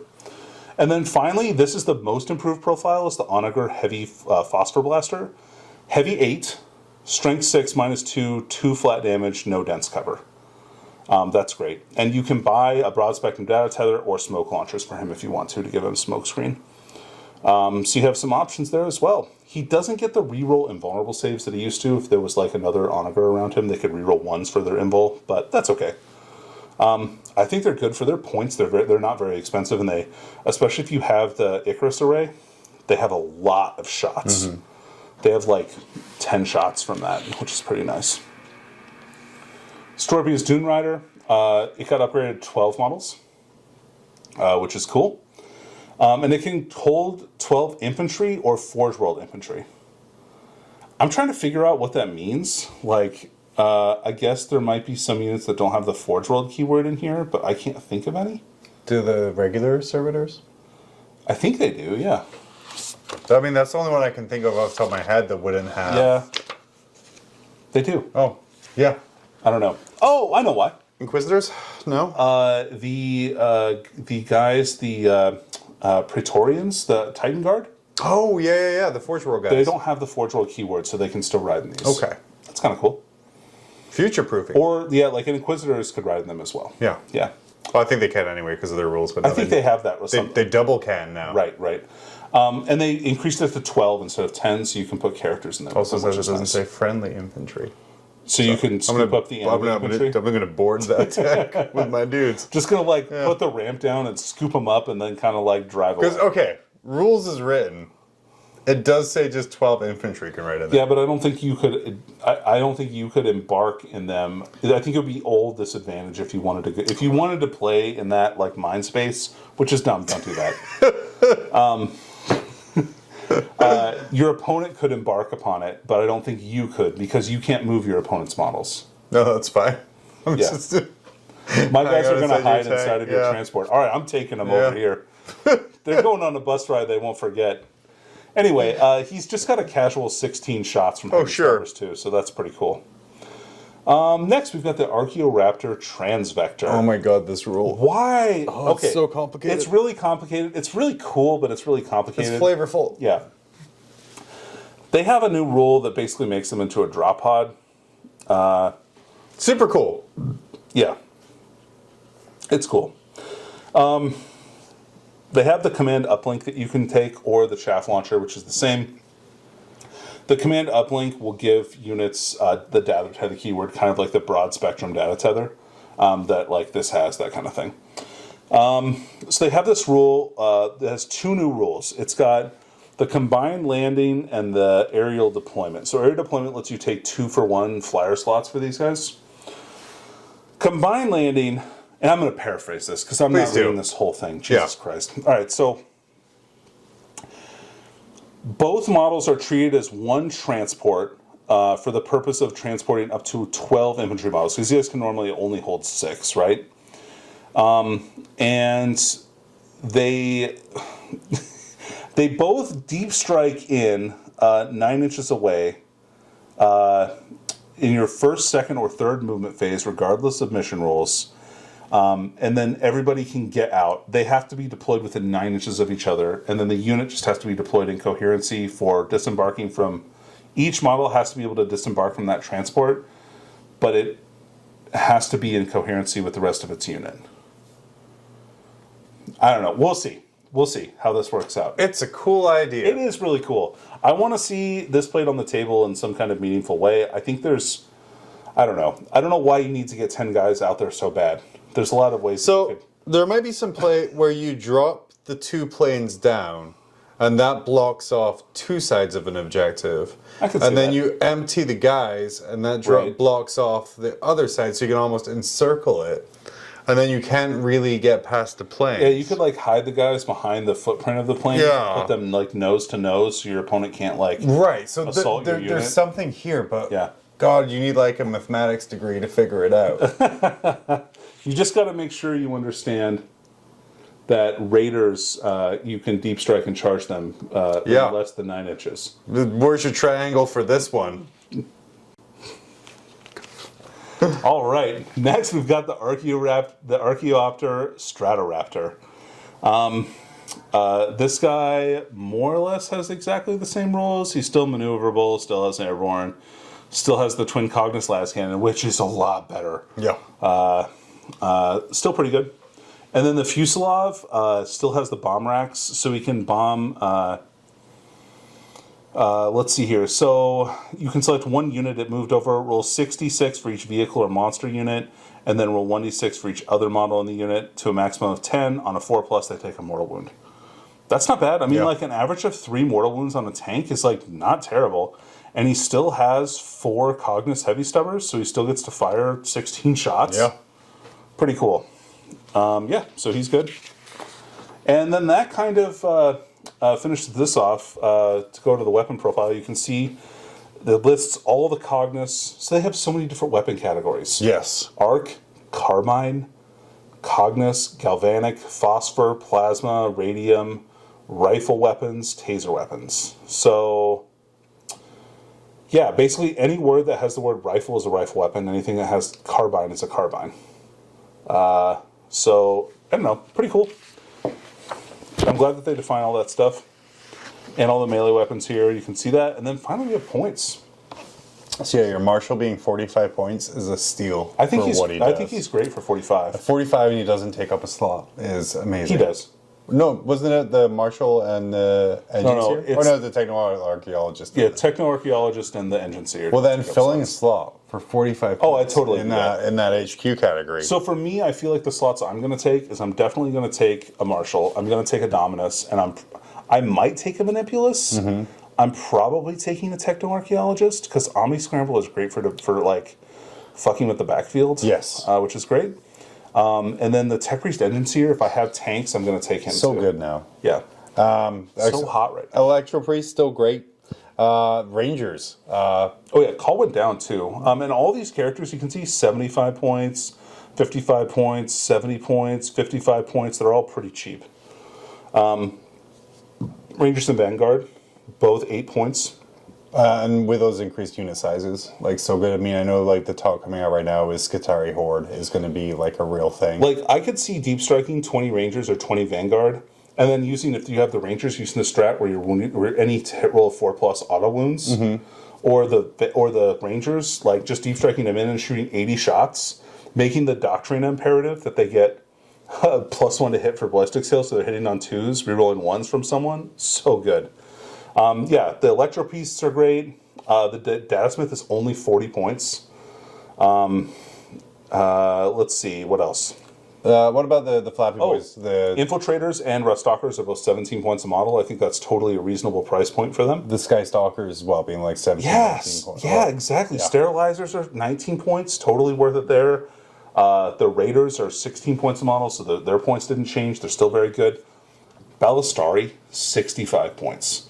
Now, I don't know if I want them with autocannons or lascannons. Probably lascannons, just to make sure the thing I'm shooting at is just like dead. There's only 75 points for one. Yeah. So a full unit, if you want to take 6, I would only take 5 just to limit blast. But if you wanted to take 6 of them, it's not very many points. Like you're looking 450. at 6 is 450. Oh, so yeah, 5 would be like 375. Yeah. For 5 of those last cannons. Yeah, so 10 shots. Yeah. Oof. And Dragoons are 70 points if you want to give them the Taser Lance. Which you do. Which you do. Castle and Robots are 100 points. You only have to pay 5 points for each Phosphor Blaster for the fist that you take. So if you take double fist, they're 100 points a model flat. The Onager is 115 regardless of what loadout you take it with. The Disintegrator is 145, which is a 5-point decrease, and there's no cost increase for any of the other weapons, which is nice. Dunecrawler or Dune Rider is only 95. Flyers, if you want to take the chaff launch, you can. The Transvector is only 110.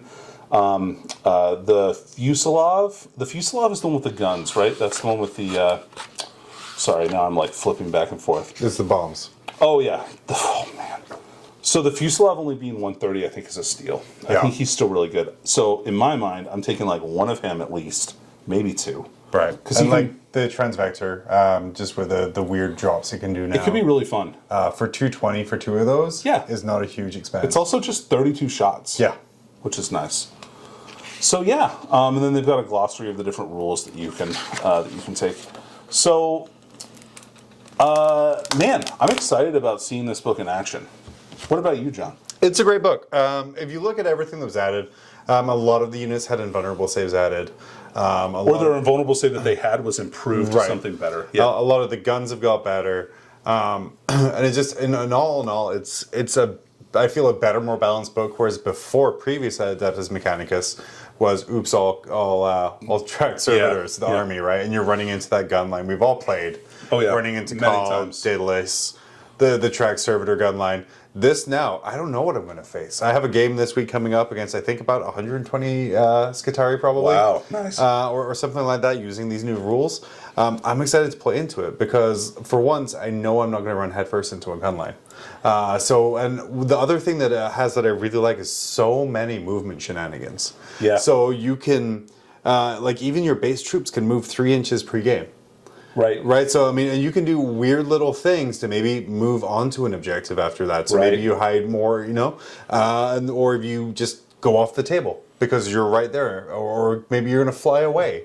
There's just so many weird, cool board control things you can do with this army now.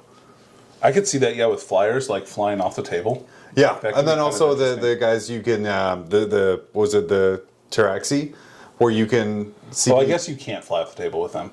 You can CP off to get them off the table, right? Because there was that stratagem.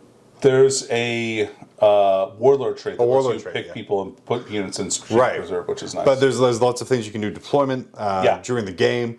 Like, I think people are going to be surprised with how mobile and fast this army can be. Yeah, and I think it's going to punch really hard, not only in shooting, which it traditionally always has, but also in the close combat phase, which is not something that it used to do. I'm excited to play against it. Yeah, me too.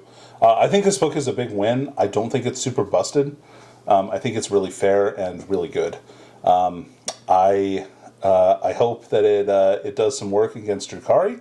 I think that it can. Like, the amount of shots that this army can just casually throw out, it's kind of like Space Marines, where like they just have like 100 shots just because of the army that they have. So, which can be devastating. So, and they have not quite as elite of units, so they don't lose as much if they lose one unit as Space Marines would. Yeah, but that's my take, or that's our take. Yeah, we like it. Yeah, Surprise. we like it. Yeah, hey, look at that. Look at that. Who knew? So if you enjoyed our content, we make more. We do sometimes. Yeah, no, all the time. Actually, every 2 weeks we come out with a podcast called Mob Rules, where we kind of discuss like what we're doing, and we have some random topics. Sometimes we talk about the worst characters in 40K. Sometimes we talk about. Sometimes we talk about a bunch of bullshit. I don't know. Yeah. We'll do whatever.